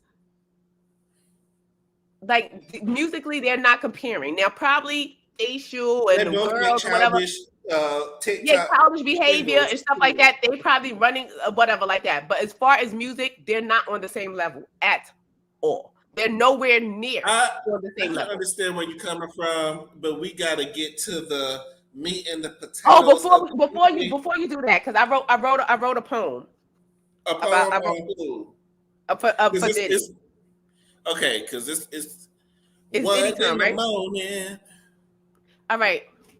This is my poem. I should turn the lights off and light an incense and light a candle, but we ain't got time for that. This is my poem. I'm sensitive about my shit. So y'all listen up. Okay, you artist. You created this poem. Yes, I created this poem. I wrote this poem Okay. myself. It's called Diddy. Okay. Your dick is not working. So you sit in that chair jerking. Do you realize all the people that you're hurting? No, you're popping those pills, allegedly those Perkins. Now, we don't know it all for certain, but we heard it from more than one person. How would you not stop? Where the hell was the cops? No one gave them the drop unless this is a bigger plot. I'm going too deep, so let me stop. But take my advice. They will not play nice. They'll show you fake love, and you'll end up in that tub.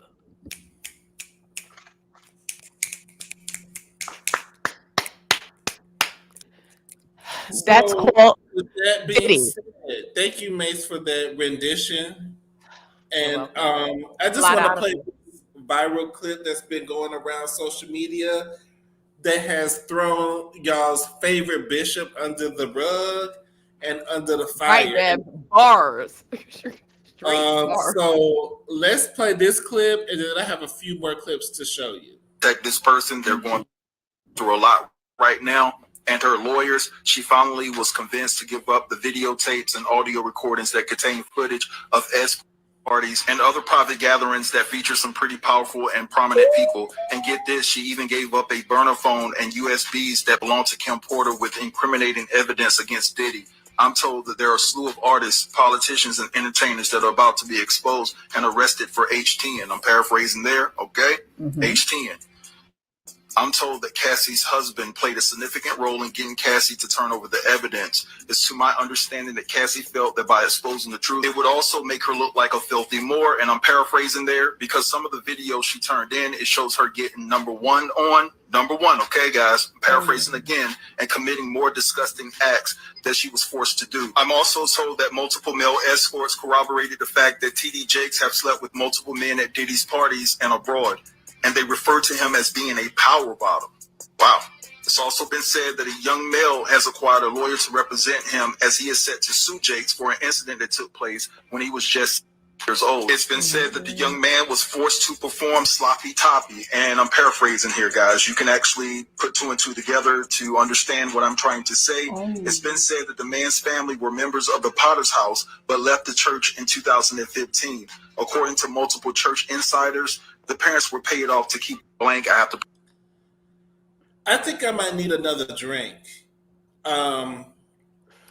So we already know the Cassie, and the Diddy stuff is going down. Diddy is already under the microscope.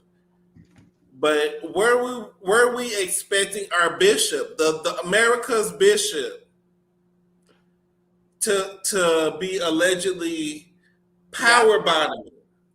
And HTN, I found out, was human trafficking. That was, I guess, a way that they could abbreviate human trafficking. So it was some human trafficking going on, and it's also some raw dogging and barebacking and power bottoming going on. And from what the outside sources, not this video, but from the sources that people have been saying, people talk, and if you've been power bottoming for years, somebody done seen you power bottom. Wait, you said you've been power bottling for years. All I was like, oh my God. Hold on, let me put. All I just think about is his anal cavity is destroyed. For them to name you not only as a bottom but as a power bottom was significant for me. And yes, a power bottom, that's serious business. That's not to me. Let's look up. I want to look up the definition. No way. No way. This was in the debate. This is a debate. We was trying to figure out what is a power bottom. Let's see. Let's look it up. It's an aggressive bottom. It is. Okay, hold on. Power bottom is hold on. Power bottom is a term for a gay man in the receiving role during gay sex who is aggressive and dominant. Aggressive bottom rather than passive and permissive. So I guess he's throwing it back like crack. Bishop. You know I know my gays. That is a power bottom is an aggressive bottom that throws it back. You know I'm all the way looped in the community. I know it. He throws it back. He throws it back. He ain't waiting for no grease. You ain't got to get no Astroglide, allegedly. You don't need no KY. He don't even need the fleet because you know you got to clean that out before you get busy. They said that he already come to the party clean. Like he comes to the party clean. Like he don't need no fleet, no nothing. Like you sliding up there allegedly. This is what the people saying. I ain't saying this is what the people saying. The people saying that he said, "Oh happy day, oh happy day, when the power bottom bends." Like it's like who's doing the bending 2.0. That's all it is. So let me be clear. This is alleged. This is all allegedly. We don't have a tape of him power bottoming. We just have verbal confirmation from multiple escorts. Allegedly, they say he grabbed his ankle. Multiple escorts have been saying that he's an aggressive. Not TD takes. Take that. Not TD takes. They're calling him PB Jakes, which is power bottom Jakes.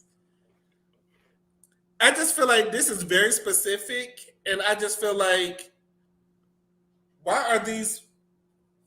So now, since the power bottoming allegations have come up, we have done a little bit more digging into his word and into his scripture, and we found some things that he was saying about swallowing. So let's move to the next thing. Oh, he looked like he was swallowing really good in that picture. Swallowed up. Have you ever been swallowed up? Have you gone through a time of swallowing? Swallow me up. Swallowed up. Have you ever been swallowed the people up? In the congregation was like, yeah. Oh, I'm sorry. We wait. The internet has been cutting up lately. Yo, they have been. The internet is undefeated, people. The internet is undefeated. Like no, but the problem at Shady Room for the mess.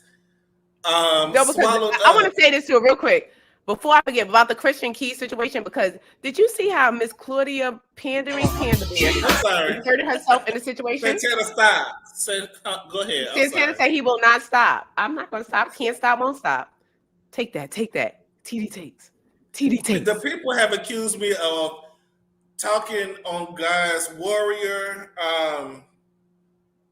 But my thing is this. He is on the battlefield for the booty, allegedly. It's other stuff that TD Jakes has done that's been questionable. Not just the swallowed up comments. Do y'all remember when he put out that sex album? That Christian sex album? Y'all don't remember that? Well, let me give y'all a clip an excerpt from, because he put out an album for a Christian Get the couple. handcuffs. I'm arresting his ass on sight. If I see him in the street, I am taking him in. I'm He taking put him out in. an I got the album handcuffs. years I'm taking him. ago for Christian couples who are trying to reignite their sex life. And he was since we're not monetized, I'm gonna just go ahead and play the clip. But on the songs of the album, he's moaning and groaning over the beat and acting as if he's Barry White and acting like we're supposed to be having sex to TD Jakes in the background. Not practice what you preach, literally. So let me just play this clip for y'all. I hate to be messy, but ooh, I love it. Be messy. But here we go. TD Jakes being allegedly a power bottom does not surprise me. Can y'all hear it? Shocked by it does. Do y'all not remember this album? And the word said, husbands, love your wives as Christ hath loved the church and gave himself for it. Now Oh, this nigga was definitely at the freak off. This nigga was. But Mace, did you hear it though? Yes, I did. He was definitely at the freak off.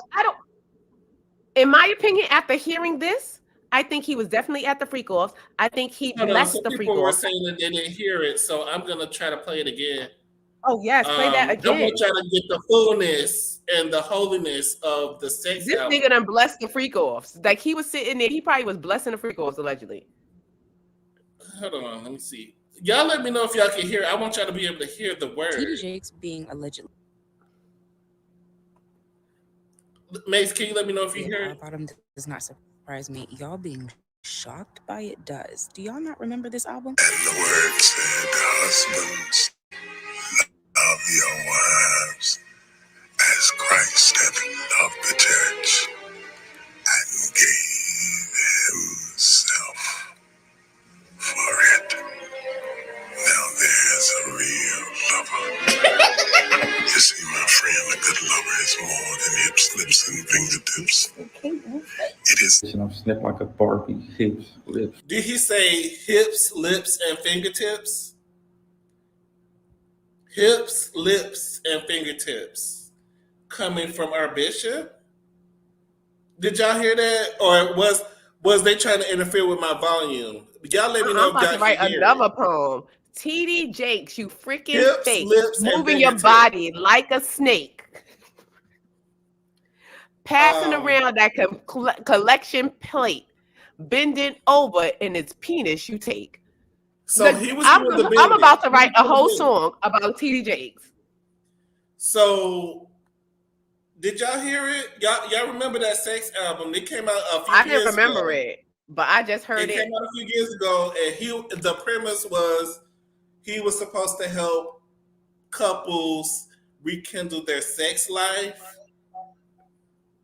and it was like a couples ministry type of thing. That is just nasty. I'm gonna write a poem about TD Jakes. Hey, so Deb, I think you came in at the right time. He came in right at the right time. About y'all's favorite bishop. Pastor Peen. So what do y'all think about the hips, lips, and fingertips that Bishop was saying? Do y'all believe the alleged power bottoming, aggressive bottoming allegations that's being made towards y'all pastor? Or do you feel like it's blasphemous for us to even be talking about it? Should we not be talking about it? Because for my little post on my little page. That's what I'm saying. Why are people coming at people who are even saying this? Or because even if it's not true, it could be true, but it's a possibility. Like you have to stop. Allegations right now. These are allegations, and a lot of people are allegations. But at the end of the day, these people are human. Like these people are no better than you and I. They are human. They have urges. They power bottom allegedly. They are aggressive. What I'm hearing, it's a lot of stuff going down at the Potter's house that I didn't realize was going down. Well, they taking babies, and now they allegedly taking it in the booty. They allegedly taking it up the anus in the pulpit, and then like he's offering mentorships for young men, and in these mentorships, part of the mentoring is you get a little bit of money if you give pastor some wood to bounce on, because a bishop likes to bounce on wood allegedly. So if you give him some wood, he'll throw you some coin, allegedly. And allegedly it was happening with underage boys. This thing goes deep. I hate to put that out there. I don't want to put that out there. No, but you don't want to put it, but people need to put people need to hear this, but people don't want to believe this things about their pastors. Hey, Shar. People don't want to hear certain things about certain people, just like what's this, the Larry Reed character? Please, sure, as soon as I saw the eyeliner eyeliner underneath his eyeballs, I knew, like, it was like, come on now, these people. I want to listen to the sex song again. It's a whole album of sex from TD Jakes. Can you imagine a bishop on a sex song? Finger, lips, and fingers. What you say? Your fingers, your lips, and your hips. Lips, hips, and fingertips. But I'm saying, yeah, there were allegations, but they were snuffed out because the family was paid off, allegedly, from what I heard. A lot of people have been paid off because the Potter House has money. Potter House has money. Because it was a lot of rumors, even with the childhood friends of theirs, saying about how the house or something, they had to go on the outside of the house. They couldn't come in the house and do all types of stuff. Like it was just a lot of weird goings on. But like I said, these people that have money and they live a whole nother life. Like you couldn't even fathom the things that go on. You would not believe what goes on because people are so blinded, and we have been taught, especially as the Black community. Like you don't talk about the pastor. You don't talk about the pastor. You don't talk about the pastor. You don't question God. You don't talk about the pastor. Have been taught. But this is what I'm saying. This is one thing I want to get clear, because regardless of what your religion is or what you believe or whatever like that, I don't knock nobody and I don't judge anybody for their individual belief systems. But what I'm saying is people that follow God, Baptists, Christians, and they believe so much in God and they believe in all this stuff, whatever like that, but they don't believe in anything else. Because like you would tell them, like even it doesn't even make sense. Because you would tell them, like, if you see, like, maybe some people have spiritual gifts and they may see things or whatever like that. They would tell you that you're crazy and you're not seeing what you're seeing or such and such. But they'll tell you that somebody walked on water and turned water into wine. And they parted the Red Sea and all this stuff. And they'll have such a deep belief in all this stuff that allegedly happened. And they will believe it. And I'm not saying it didn't happen. What I'm saying is if you can have so much belief in one thing, why can't you believe in other? Because if one thing is possible to happen and you put so much faith, Jesus parted that sea. Moses parted that sea. Jesus walked. Multiple things can be true at the same time. But they're looking for. I feel like Bishop don't wear drawers when he at church. But it's crazy. But we as Black people, we got to start looking for people to look up to. It's so crazy. Like we are the only group of people that put these pastors and celebrities as our leaders. They're not our leaders. They are regular people. They're supposed to be leaders. But leader of They're what? They're supposed to be. A leader of what? What are you supposed to lead? People that what is doing the right thing. But when the pastor is power bottoming with escorts and you're married, and you're married to a woman, you have children, your children are also whores, from what I hear. Baby stealing whores, allegedly. I don't want to just call somebody a whore, but baby stealing whores, allegedly. Is that your daughter had a baby at 14, and then your son was out here messing with underage boys and girls, allegedly. I hate to put that out there, but that's what I heard. But these are things that happen. And for people to put this person up on such a pedestal, and then you got this man dancing for the pastor, like he can't have a freak off, like he can't bless the freak off. What did they find out that TD Jakes was just there blessing the freak off? You're gonna still be mad? He was damn near tweaking on TD Jakes right here, and TD Jakes is smiling, looking. He like, woo! He can't wanted contain to do the himself. bending. At this Yes, moment, he wanted to do the he like bending. what? But you know. But and you can't hide who you are. You're not going to be able to hide your nature. To the audience. Let's open the doors to the church. I almost forgot how to do this. You are not going to hide your nature forever. TD's probably a little freak. He's probably into different things allegedly. We don't know. But stop putting these people such on a high pedestal and putting these people like they're influential Link over your is life. in the And chat. I think I don't remember how they to just do regular it. That's how people. you do it. Yeah, they just regular people like you and me. They make mistakes. They're freaks. Some of They typical power force. bottom sometimes. Yeah, they power bottom. You know, at aggressively. You know, they. You know, it's a lie. You know, we just have to take it I just want to play with a this grain part. of salt. They push out babies. It's all types of stuff. You know. I'm not going to hell.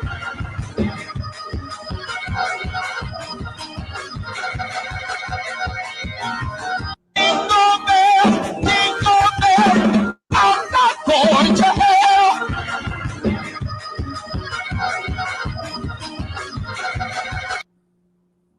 Oh my God, you used to take me out in church. Because I used to be like, where are they running to? I used to be waiting for the moment in church, like when they start doing it, like, oh my God, this was the shit. This right here, because they get started up first. They get started, they stand up, they be sitting down, and then the preacher hit that note, they be like, and they stand up and they be in front of that shit and they gearing up. They like, and then when you see the arms raised up, they take off, and I'm like, where are they going? Where are they going? Like, I mean, church used to be an experience. It is an experience. It used to be an experience. I be like, and then you know, sister so and so them fell out. She talking in tongues, and I'm like, if this tongue thing is a language, why nobody else understand this bitch? I mean, nobody understand her. Like I don't remember him, but I don't remember TDJ speaking that. Nobody was speaking on when Eddie Longstroke was going through his thing with the church, and everybody was finding out that he was because the church is a sacred thing in the church. A lot of people didn't have a lot to say about that. He just lost a lot of his membership at New Birth, and that's when Jamal Bryant took over. They said they'd rather have a male whore that fucks a lot of women than a gay whore. So they had a male whore. But this is what I'm saying. This is what I'm saying. I mean, a straight program. A straight whore. Black people need to wake up. We are programmed.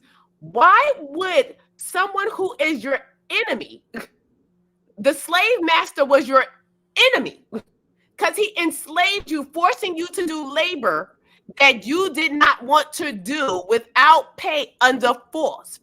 They're forcing you. They hand you the Bible and told you this was the only thing that you can read.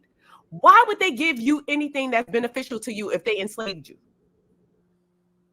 That's common sense. Why would anything that they give you is beneficial to you? Because the church done tore apart a lot of homes. It's people right now that's homosexual that then got kicked out their house, then got ostracized because of the church, and to find out that this nigga doing the bending, allegedly. You know what I'm saying? Like you're sitting there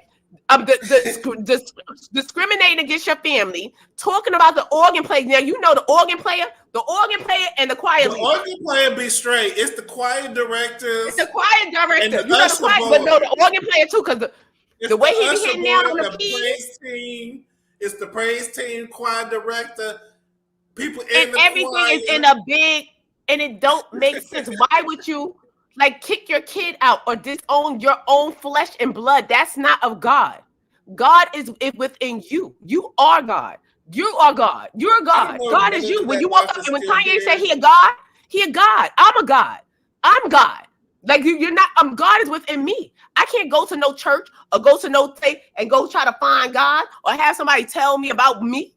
You can't tell me about me. How you gonna tell me about me? I am the Alpha and the Omega. Wait, I want to ask the chat: do y'all believe it's a possibility of the bishop power bottoming at Diddy events? All I know is I've seen multiple pictures of him and Diddy who real close, and this sex album that you have out, multiple accounts of you being, aggressively power bottoming, These people are freaks.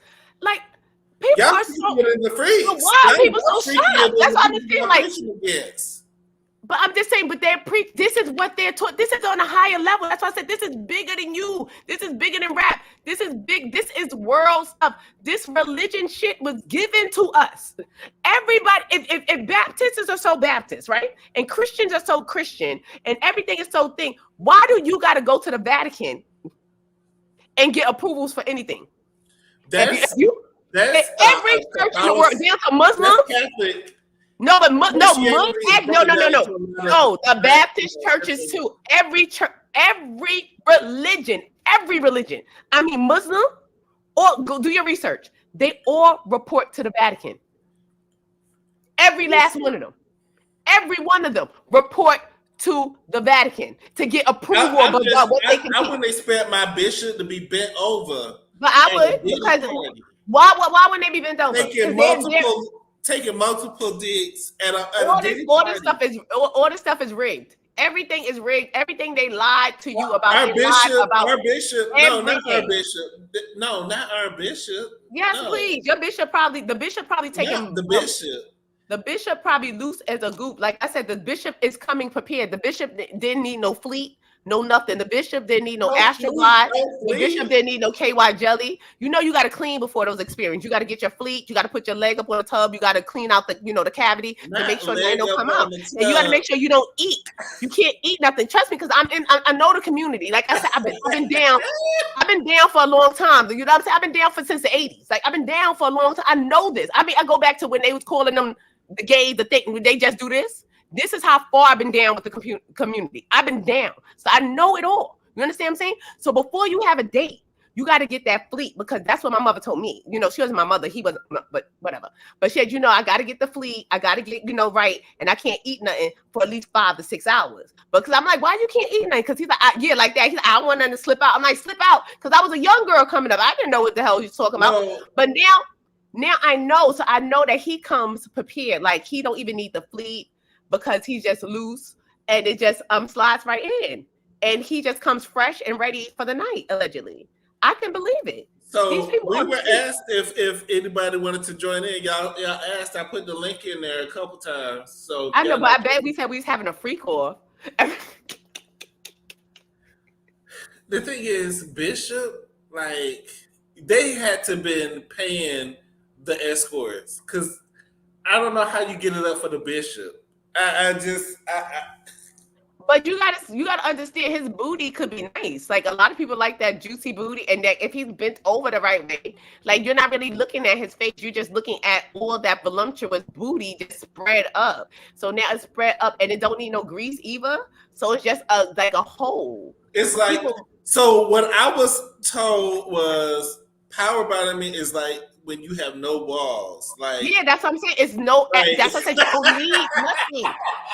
Everything slides out. That's why I said. That's what I was told that a bottom bottom was, and that's that they said they're aggressive and they throw it back.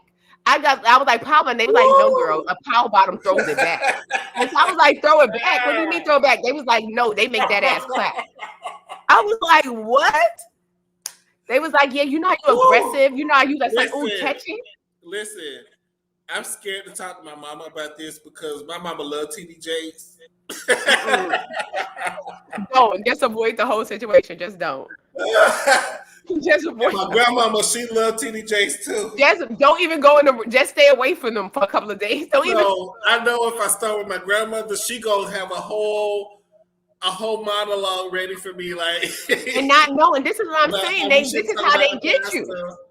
But this is how they get the people, because the people put so much faith, and especially Black people, we're looking for leaders so much because we have came from a place of slavery and impoverishment. So we look for these Black leaders. At the same time, I also got comments of you're tearing down Black black people, like when I supposed to talk about that, Jackie, you're tearing down a black woman. Like, did When I you send you talk the screen that about, Claudia Jordan did? Did I send that to you? when you're It was talking about that was Crystal funny because this Garland, girl is always pandering. This girl will pander her the hell out of to black people. That's what's crazy. That girl is a pandering panda. Every time a black woman, and she's not even black. She even sat Simone, on I saw TG. you for a minute, but then you disappeared. She sat on TGIF and said her This is half-white that friend. power bottoming.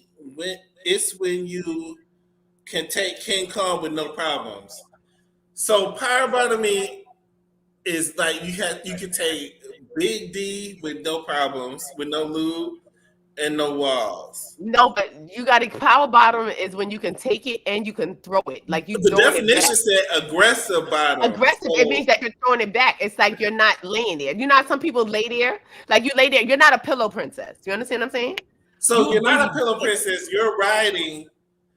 You're throwing it back. Like, you know, like some people just take it. Like they just bent over, so they like, you know, TD Jakes is like Bishop. He like, ow, no, go slow, no. But if you're a he's power like, bottom, no. you're not saying ow. You're just No, doing but he's it. like, yeah, he's not saying ow. He's saying, give it to me. He's like, Look at that tongue out. Push the baby out. Push the baby out. That's what he's saying. He's saying, push the baby out. His tongue out. The bishop is allegedly loose as a goose. Allegedly. So we have one person in the bed. I'm gonna add Simone LaBouche, who is a friend to the show. We love Simone, so I'm gonna add Simone to add her take on what's going on in yes, the Simone, come bless us with that beautiful voice of yours. Hey, Hello, Simone. how are you guys doing? Hi. Hey, Simone. How are Can you hear me okay? Loud and clear. Oh, great. I'm glad that you can hear me. I just wanted to tell you, I might be stuttering a little bit because remember I had a stroke. I'm still in treatment. Oh my God, I'm sorry to hear that. Yeah, I had a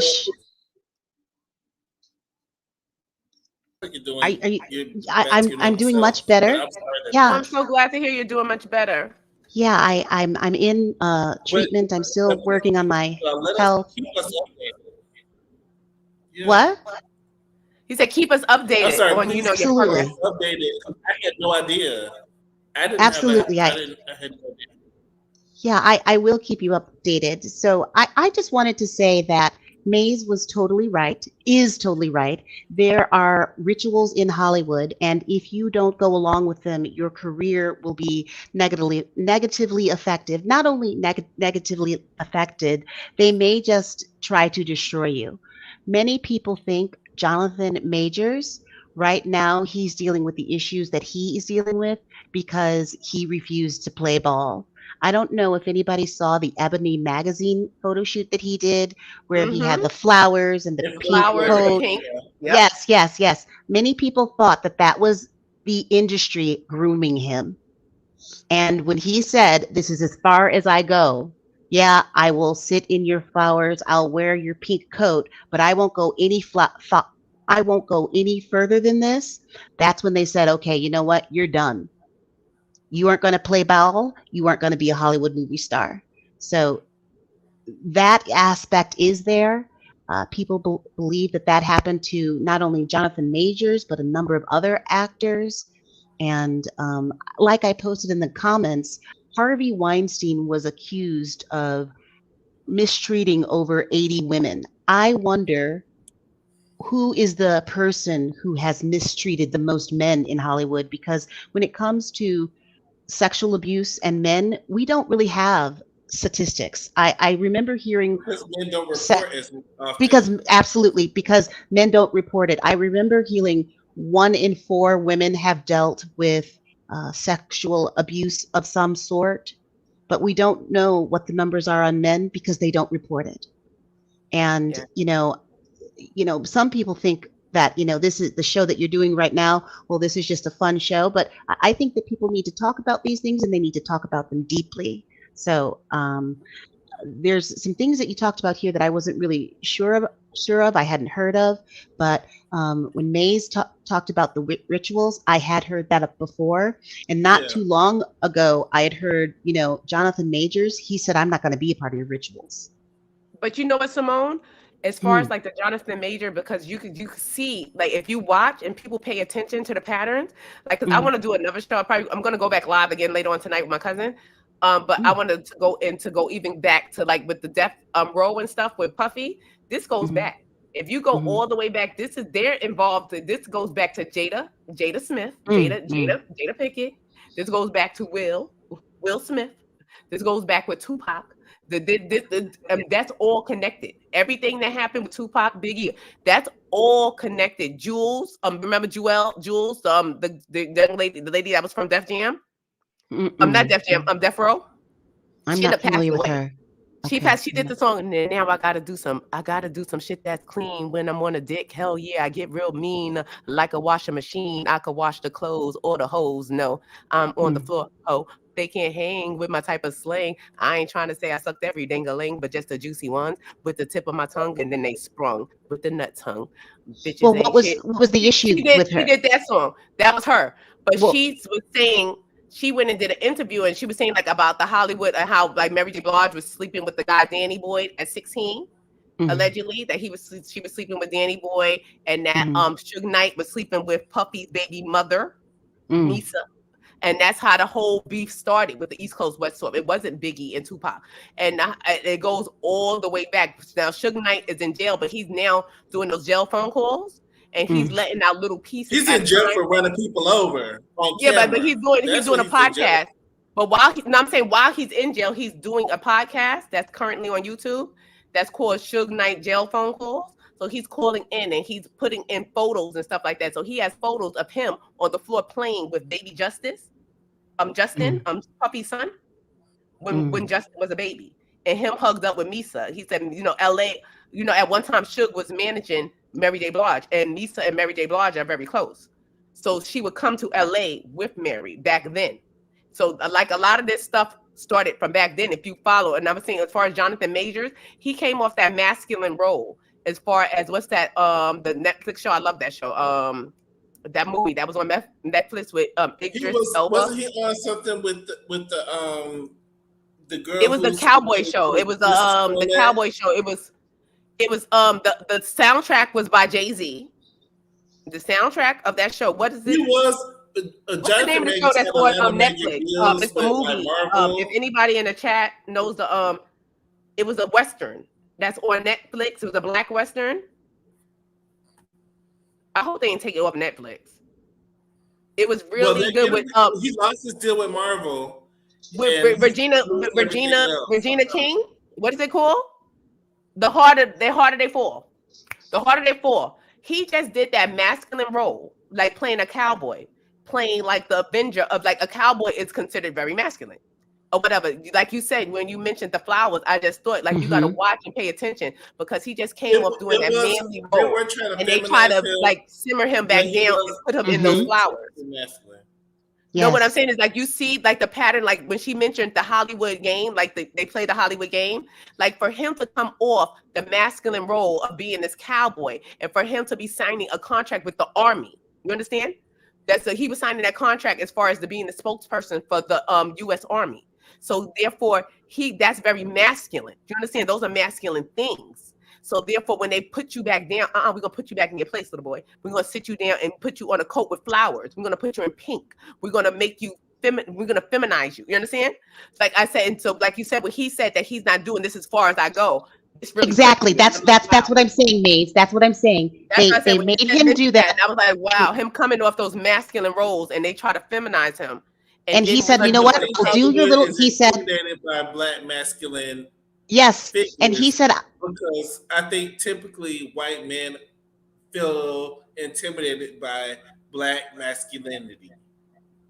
Absolutely. But it's butt breaking. This is going down from slavery. It's butt breaking when you feel inadequate to somebody. When you stand next to a black man, when they stand next to them, they feel inadequate. So they're going to have to break you down some type of way. And usually it's butt breaking. That's why I say in the Bible, it's not about being gay per se. It's about having dominion over man.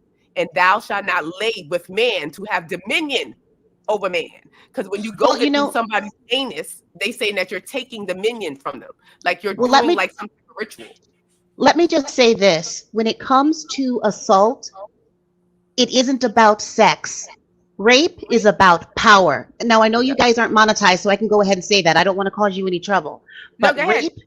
rape is about power. It isn't about Yep. sex. It isn't about attraction. When let's take Harvey Weinstein. Harvey Weinstein could have paid for any woman in the world that he wanted. There are women who are professionals who can twist a missile that you know they could have done what he wanted, but it wasn't that he wanted them, he wanted power. Right. If you watch the documentaries about Harvey Weinstein, he grew up a Jewish kid and he was picked on and he felt, he was inadequate. So when he finally got to the place that he felt he should be, he exercised power over people in a way he never should. It was about power. But Rape that's the is same thing with about Diddy. power, but it's the just same thing with Diddy. But I will say this: rape is about power, but it's not about necessarily getting power. It's about feeling that power. Yes, yes. Right. And I believe power. Feel like they're. But it's they to have take control power, and over usually people somebody that grew else. up like that, like look at Diddy's not that attractive. He got money though. No, Diddy is a very always had insecure money, and Diddy man. wasn't. Right. That's what I'm saying. Being Diddy always insecure, had money. growing up in certain situations, and Harvey like I said, Weinstein is like a fossil. So he was a fossil years ago, and he's a fossil now. but you're saying like the documentary really went back and showed how he grew up. So this would attest to his mental psyche and why people would grow and want this type of control and want to exude this type of control over someone because they had no control then. Like you had no control growing up. You were not attractive. People probably didn't want you. So you know what? That's why they say like a lot of times the ugly girl or something works the hardest because sometimes they're in there working that society may call ugly. They're gonna work to make money. So it's like but I can make money. that ugly definitely grows up to be a. Sometimes people are late bloomers. Like no, not talking about. I'm talking about if you grown and so ugly. I ain't talking about the late bloomer. I ain't talking about kid. I'm talking about if you're like in your 20s and if you're in your 30s. A lot of people work hard. I said a lot of like females. A lot of times they work very hard and they get into these positions and they become CEOs of companies and stuff like that. But people, they may not be able to like physically attract certain type of men. You understand? Like men are not looking at them saying, "Oh, you're sexy, you're beautiful," or whatever. Like they may look at them saying, "You're cute, you're smart." But you're not something that I'm attracted to. So you know what? I'm going to work extra hard so I can have this, the paper. People are going to be attracted, and I can control people with the paper. That's what I'm saying. Like with Diddy, like the money controls I don't think people. intelligence is sexy. Y'all say no, that. I do because I like nerds. Like I'm into nerds. Really, like y'all say that. Y'all say that. No, y'all I'm really into like look at like somebody smart. But no, me personally, I like nerds. I don't like even if you say I'm pretty. Like if a guy get in my and say that I'm pretty, I don't like don't come to me and say that I'm pretty because look deeper than this because this shit changes. I take my wig off. I like please. I'm about to lift this up. You may see a fro. You may see a couple of dreads. You may see this is not me. Like I said, I will never show you who I am. Like I'm not going to show you. I said, but this is. Can I just say something to what Shady said? Can I just say something to what Shady said? It isn't, and I want to tie in something that MASE said earlier. It isn't that women don't like smart men. It isn't that women don't like nerdy men. It's that there has been a narrative pushed on not only the Black community, but on women. You want a man that looks like this. He needs to be 6 foot, have a chiseled square jaw. He needs to have a job working with his hands, or he needs to have broad shoulders. Or if you're in the Black community, he needs to be wearing Timbs and a t-shirt, and he needs to have, this particular look. That is a narrative that is pushed on women, that is pushed in the Black community, and it isn't necessarily what women or what Black women or what people want. It's what Hollywood is showing you. And it isn't true. It is a fallacy. Y'all can't fall for the okie doke because, like you said earlier, I do feel like that. What's the girl with the glasses? That do that skiing song, Sexy Red. She's the most number one song. She's an implant. She's definitely no, but Billboard. No, not even Rolling Stone. said that she was the They number named her one the best song. rap artist or the That's what I'm best song saying, of the because year. it's a narrative. This is what I'm saying. People wake Yeah. up. This comes down from the government. Like, even if you look at Puffy's situation, the guy who said that he was at the freak off, he was a freak off thing, and how he talked about how it's all connected, and the boule, and how there's the DJ Khaled and Rick Ross is allegedly doing the bending too, and that they work for the government. That Puffy worked for the government. Like I said, but you have to people don't believe it, but I that's don't why I know say if he works for the government. no, I but believe trust me. I can't even. I'm mad because I can't. I'm mad, and because I know it's true, but I'm not going to say nothing. But trust me, when I say people, it's rappers, it's actors, it's black actors, and it's a lot of rappers that's work for the government, allegedly, to put these narratives in the community. To like, Ski, you would think that Sexy Red wouldn't be the CIA didn't reach down to Sexy Red. You wouldn't believe that. That's what I'm saying, because they'll do shit that you wouldn't believe. You wouldn't believe that the CIA would reach down to Sexy Red and say, make more songs like that, make more dirty Maze, songs, let me, make more Maze, songs let me, like that. Maze, let me Gonna back believe you up for a second. it sounds Maze, crazy, Maze, but they do. Maze, let me back you up for a second. I recently heard Dr. Umar Johnson say that he learned, there are more agents in the FBI working in the Black community, 3 times more agents working in the Black community than were in the 60s and 70s. Than were in the 60s and 70s. He had old women, his mother's age, his grandmother's age, hold on a second, come up to him and say, they're watching you, right? Be careful.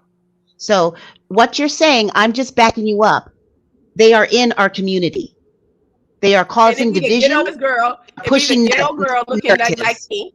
It'd be a ghetto girl. It could be somebody ghetto with 5 kids that sit there and you think that they're just regular people and such and such. They're not. And it's especially like pushing a negative narrative about Black people that affects all of us. But this is the plan, for because jobs, when we apply for homes, when we apply for loans for the bank, it affects all of us. They don't care. That's what I'm saying. When even like when Funky Dineva got on his platform and said a group of people down, because but this is what I'm saying. They don't care about. This is what I'm talking about. Like, even like they don't care. Like, these people, once they get in a certain level, like I said, we put so much faith. That's why it angers me so much that we put so much faith in these damn celebrities, the Beyoncés, the Nicki Minaj's, the thing, whoever. Okay. I said, but it's whoever. It's the Jay-Z's, whoever. I'm talking about all of them across the board. I'm not leaving none of them out. I'm talking about all of them across the board. We put so much faith in. They're doing this, they're doing that. A lot of them be agents.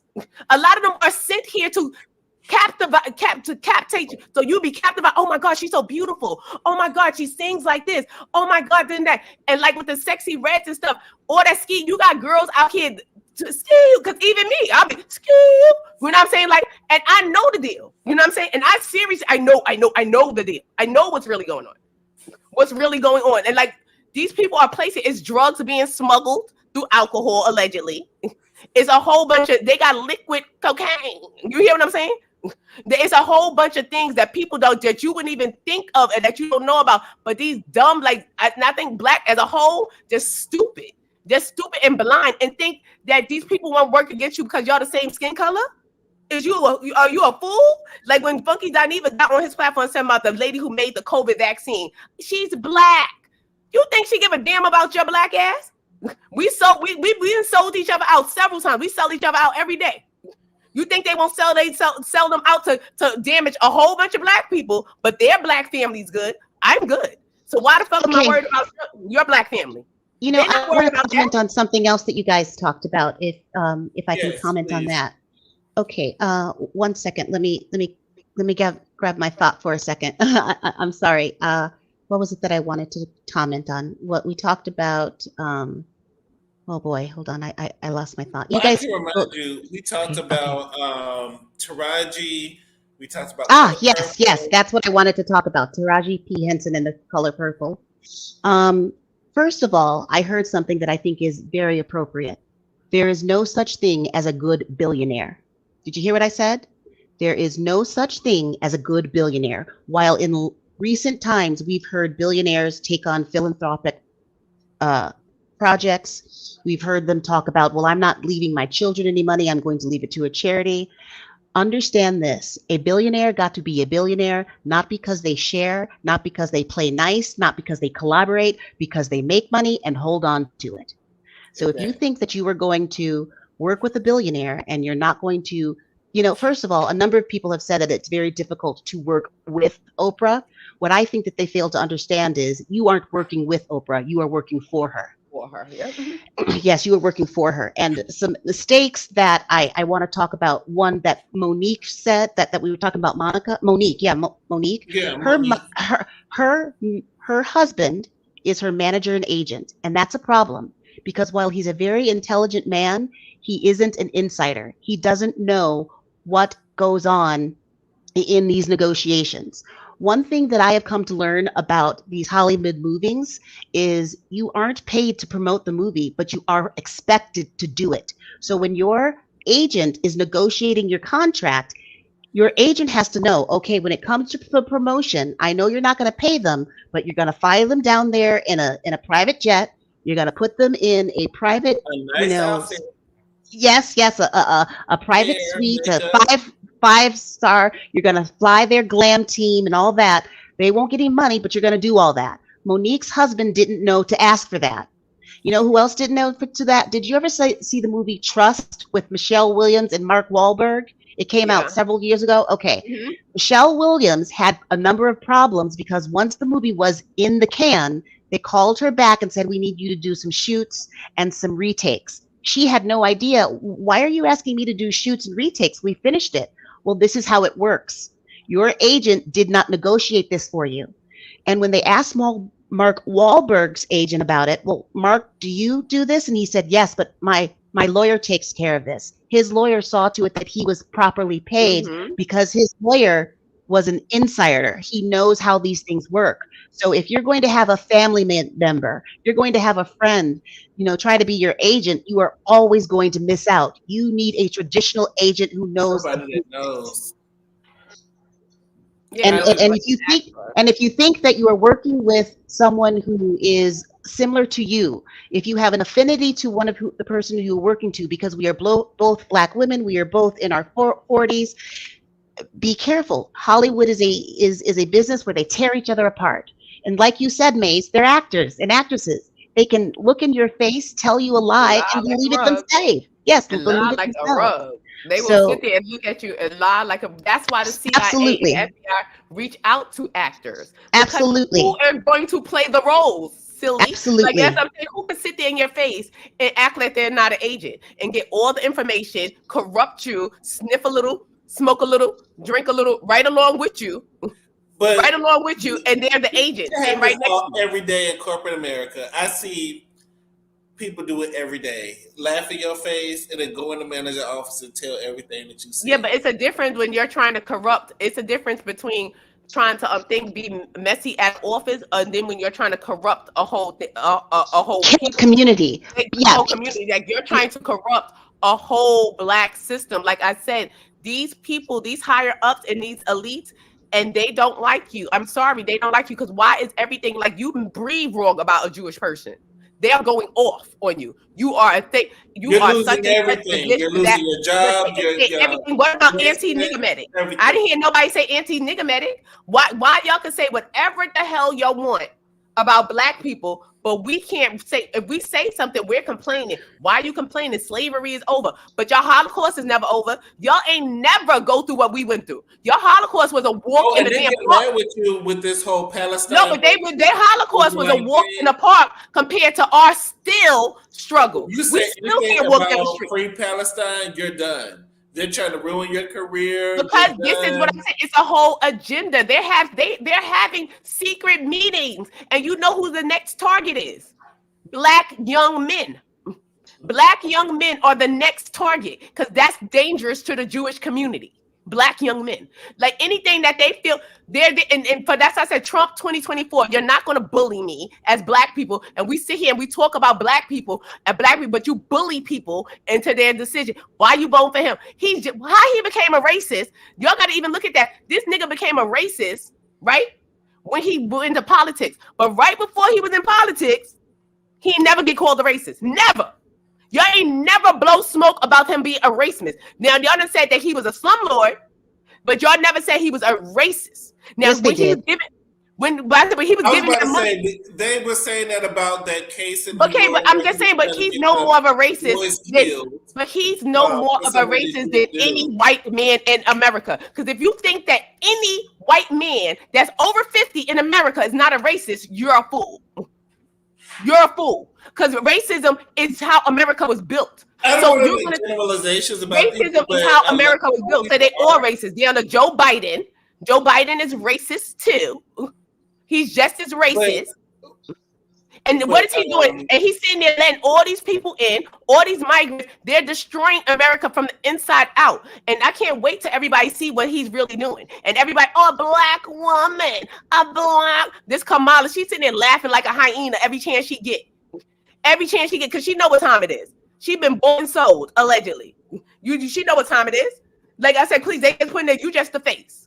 You just the face for all the black people, because black ignorant people are so think. They know black people are so sensitive to racism. As soon as you say somebody's, you're all racist to me. At the end of the day, every last one of you are racist.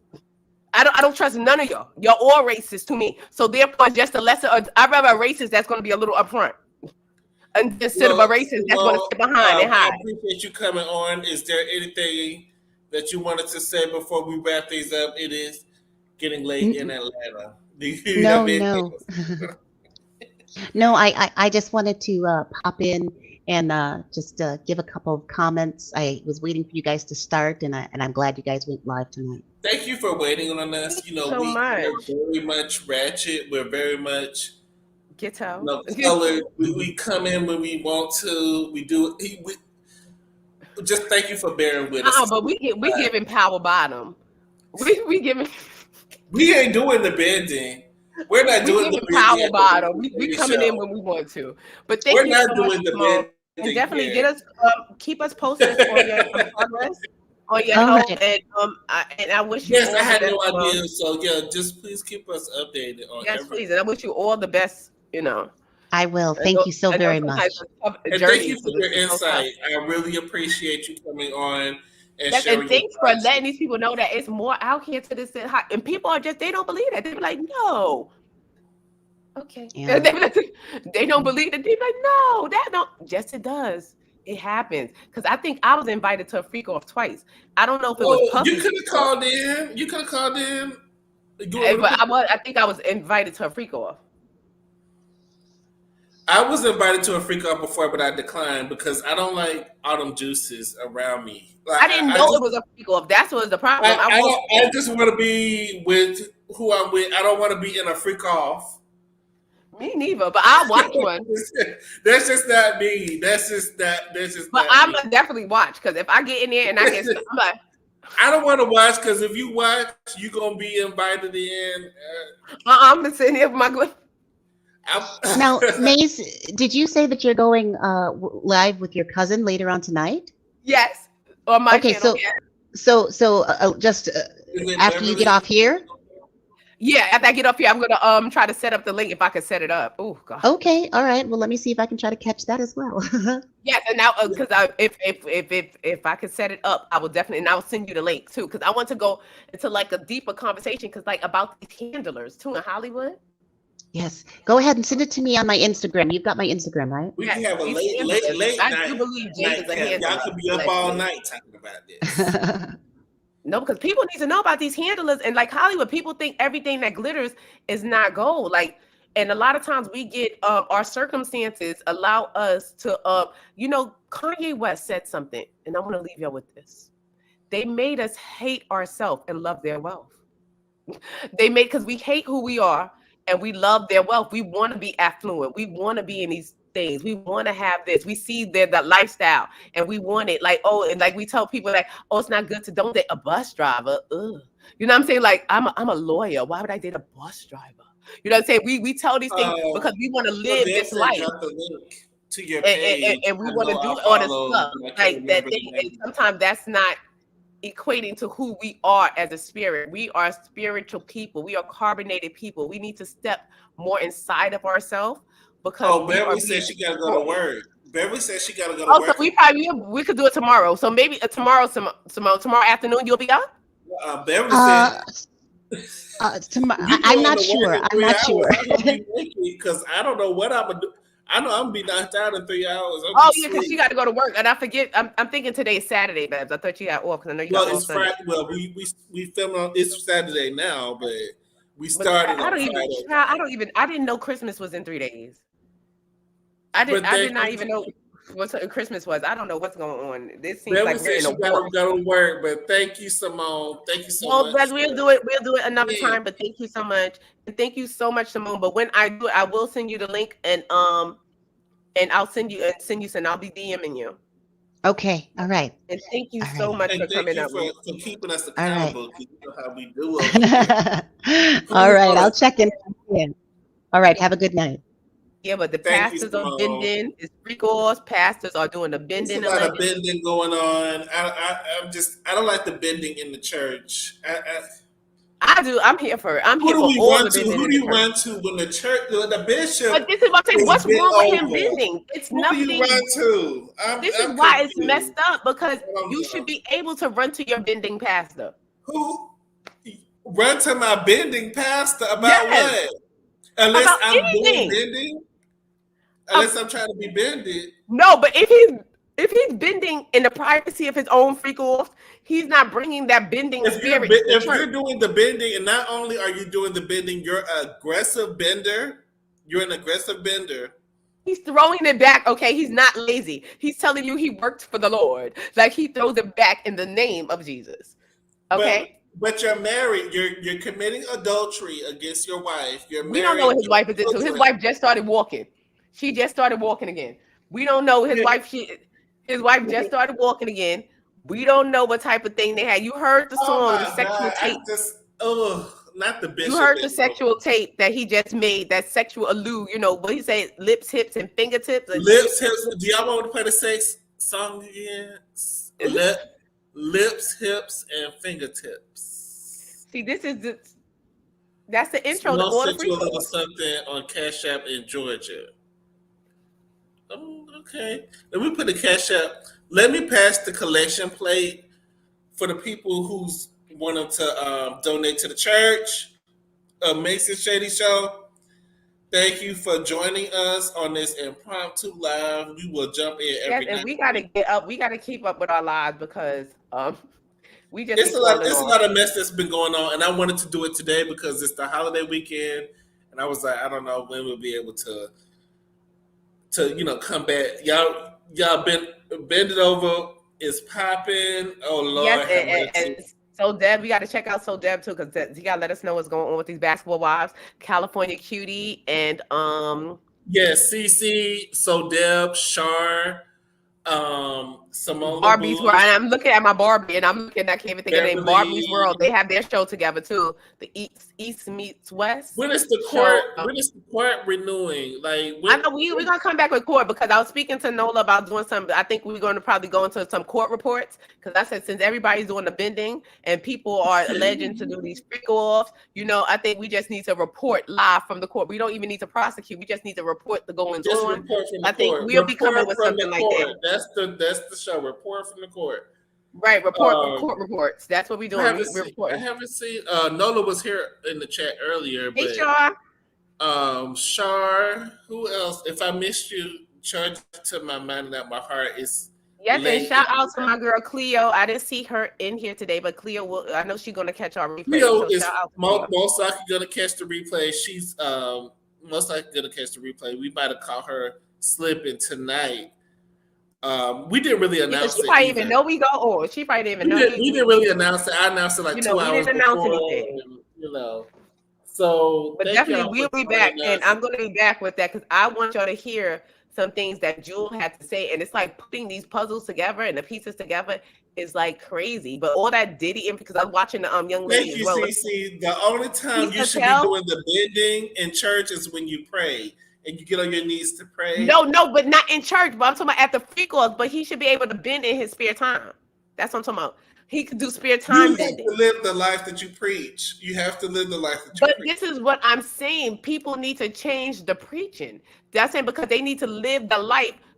Preach the life you live. That's what they should do because It is so my bedtime. It is becomes so more my realistic and more attainable because you're looking at your preacher because that's why everybody is so shocked right now that he was over there bending and doing that. Like people, when you brought up that picture, I was shocked because why he like this? The picture. That's the listen to that sex song album from TD Jakes. It's on YouTube. The whole album is on YouTube. Listen to the sex album from y'all's Bishop, where he's I'm gonna go listen to that tonight. I'm about to go. Where he's moaning. Listen to it while you making love to your husband. I'm about to go take my handcuffs. While you My with husband your at work though. husband, listen to TD Jakes. My husband at work though, but I'm about to take my handcuffs upstairs. Being that I'm not going on the show because Bev's got work tonight, and I'm gonna listen to TD Jakes' album. Oh, listen to it when you're thinking about your husband. I'm gonna slip into something more comfortable. I'm gonna go slip into TD Jakes wants you to slip into something more comfortable. I'm gonna go slip into something more comfortable. I'm gonna let my head, my wig down, and I'm gonna listen. Let everything loose. Let it loose. The smooth sounds. I'm gonna listen to the smooth sounds of TD Jakes. He wants you to be bent over with your husband. So thank you. Aggressively. He wanted me to aggressively bend over. On this late impromptu live. This is the latest I think we ever been live, but it was a good show. It was. And I appreciate all the feedback. I appreciate all of you in the comments. And Mace, do you have anything else to say before we close things out? I just want everyone to go down to our individual Instagrams. I'm Mace _with_ the mess. And we have Shady in Room. He's coming with that content. He's gonna have them funny videos at the crack of dawn. As soon as I wake up and I roll over and I go on my Instagram, I am laughing and giggling. I was giggling and laughing today. So y'all definitely go check out his last few posts. And most definitely, please follow my separate YouTube page that is Mace with the Mess. Please like, subscribe, and follow because we want to be bringing you guys more and more content. We know we're a little crazy. We're a little unorthodox over here. We don't agree all the time, but we all get along. You don't have to agree to get along. And so, bring your opinions. I want everyone to come. I want everyone to bring their opinions. I don't care if you think it's outlandish, it's crazy, just bring it on, bring the drama, bring the shade, snap on us. We're going to snap back on you. Because who's on my shit list for the rest of the week is Dr. Jackie. She's going to be on my shit list. Yeah. Dr. Jackie is on her downfall, and a lot of people I'm on her ass. To be on the show. I think she's going to get it at the reunion. I think she's really going to get it. That's she about to get it. That's if because when I go to sleep, I'm gonna dream about her fighter. If Andy doesn't hold her accountable, then she's not going to, because Heavenly ain't gonna do it. Simone not gonna do it. The others not gonna do it. It has to be Andy, and Andy is wishy-washy. Yeah, because Andy's not gonna do it. Because you know what Jackie's gonna do? She's gonna say, she's gonna say, I said what she did to Buffy, which was totally wrong. I said, I'm sorry. And I said it, and it's done. Like, you can't apologize to somebody and just say it's done. Right. Like, I said that y'all be crying wolf, and I said I don't give a damn about your uterus. I don't give a damn about your eggs because I have none. Done. That's what she said. I don't give a damn about your eggs because I have none. Not a mother. At that lemon squeeze episode. Because I don't be coming for the girl. I don't like to come for your uterus because I know cancer took your eggs, Jackie. Cancer snatched your eggs. But now I don't give a damn. Because when you do stuff like that, you need to be dragged. She's a little bit bitter. And she's a little bit bitter. And I feel like if you are not, even though you're a Black woman, you're not a mother. So you can't tell a mother that you're doing too much when you never experienced. It's somebody who went through pregnancy. Like somebody who went through pregnancy, like you don't know what's happening. You never went through that. And I think when you're looking for an OBGYN, look for another mother, not just another Black woman. Look for another mother that's been through it, that knows what you're going through. Not just a Black woman, but a mother as well. But it's like a doctor thing, because even if it's not as far as pregnancy, that's her expertise. But the way she made the statement, like you women, like Black women, y'all dramatic. Like we have been called, like we worry about being called too much, being dramatic, from the But white outside. women do the same thing, and they But they do don't it, and gotta they're hate not being called dramatic. They're being controlled, concerned. They're concerned about their baby. If they sit there and say, "Doctor, I'm having this such and such, and I've been complaining," and they complain, but oh no, she showed vigorous concern. No, she showed, she's being, hands on with her pregnancy. They're being called being hands on. They're being involved. responsible. They're But called black people, responsible we're mothers. being called burdens and being called crying wolf, and you're complaining too much. What are you complaining for? Like, it's crazy, and that we get it from our own people. And as us as black women, especially, we know how much we are strong people, but we are expected to be strong. And that's why I said, as black women, especially going into 2024, be in your, what they call it, the soft girl area. Don't even lift a bag. If a man if you got a man, you shouldn't be lifting nothing. Don't lift nothing. I'm telling you, my husband, they know I could cook. I didn't tell people I could cook for years. I've been with people for years. I don't tell them I could cook. Just I don't tell them I could cook. be in that soft girl era. Just be in that soft girl era. You don't have Yeah, to but be strong very all the dainty, time. like fall on the floor, like just fall down, just walk Fall as you out. walk. Just Fall fall. out in front of a man, have him pick Just you fall, up. I mean, it's okay to be in your And my soft favorite, era. see, ladies, I'm going to teach you something. This is my favorite. I use this all the time. It's the glove trick. And during the winter, being that it's winter time, you'll really be able to use this. Like when you go into the store, you see a nice looking gentleman or a young man or someone spry, whatever. You just stand and you get their attention, like flirt, and then look away, and then you're taking off your gloves, and your baby acting like you're on the phone, and one of your gloves drop. You slightly glance over to see if he picked it up, but then as he's coming to pick it up, I got it. But you bend over, and so when you come up, your breast is right in his face. And then you stand there and just stare at him.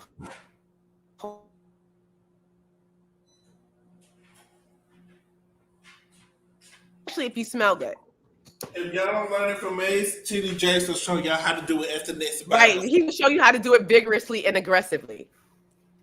But this is just subtle. And I think women need to flirt more. Be subtle, be flirts, be cute. Be flirts, be with your man. It's late in Atlanta. Y'all have a good Christmas. Merry Christmas and Happy New Year. Hopefully we see y'all before the new year, but if not, Happy New Year's to you all. What in the Lifetime show? Hey. I can't wait till this movie come out. I mean, pastors with aggressive bottoms. Like when this movie come out, if it come out, I'm telling you, the movie's going to be fire. Listen, I hope it's not a tape that's going to be released with the bishop on it aggressively power bottoming, but I think. What psalm do you think he's saying? Like, what psalms is he saying while he's taking it? Bottoms Up, by Trey Songz. I think it's Bottoms Up. But is that all you have to say before we close out? Because it's about that time. And I just want to pray for everybody. I wish everybody have a blessed Christmas and a Happy New Year. If I don't get a chance to see you guys, we really love you guys and appreciate you for hanging out with us because we know it's late, and we're going to try to get back to you guys more regular. Maybe we'll be regular, we'll get monetized so we can't curse. But other than that, Happy fucking New Year! I like that we can be ratchet and say what we want to say. So So yes, I love a good hood scene. Thank y'all for joining us, and y'all be safe. Have a nice Christmas, and we'll see y'all next time. Good night, y'all.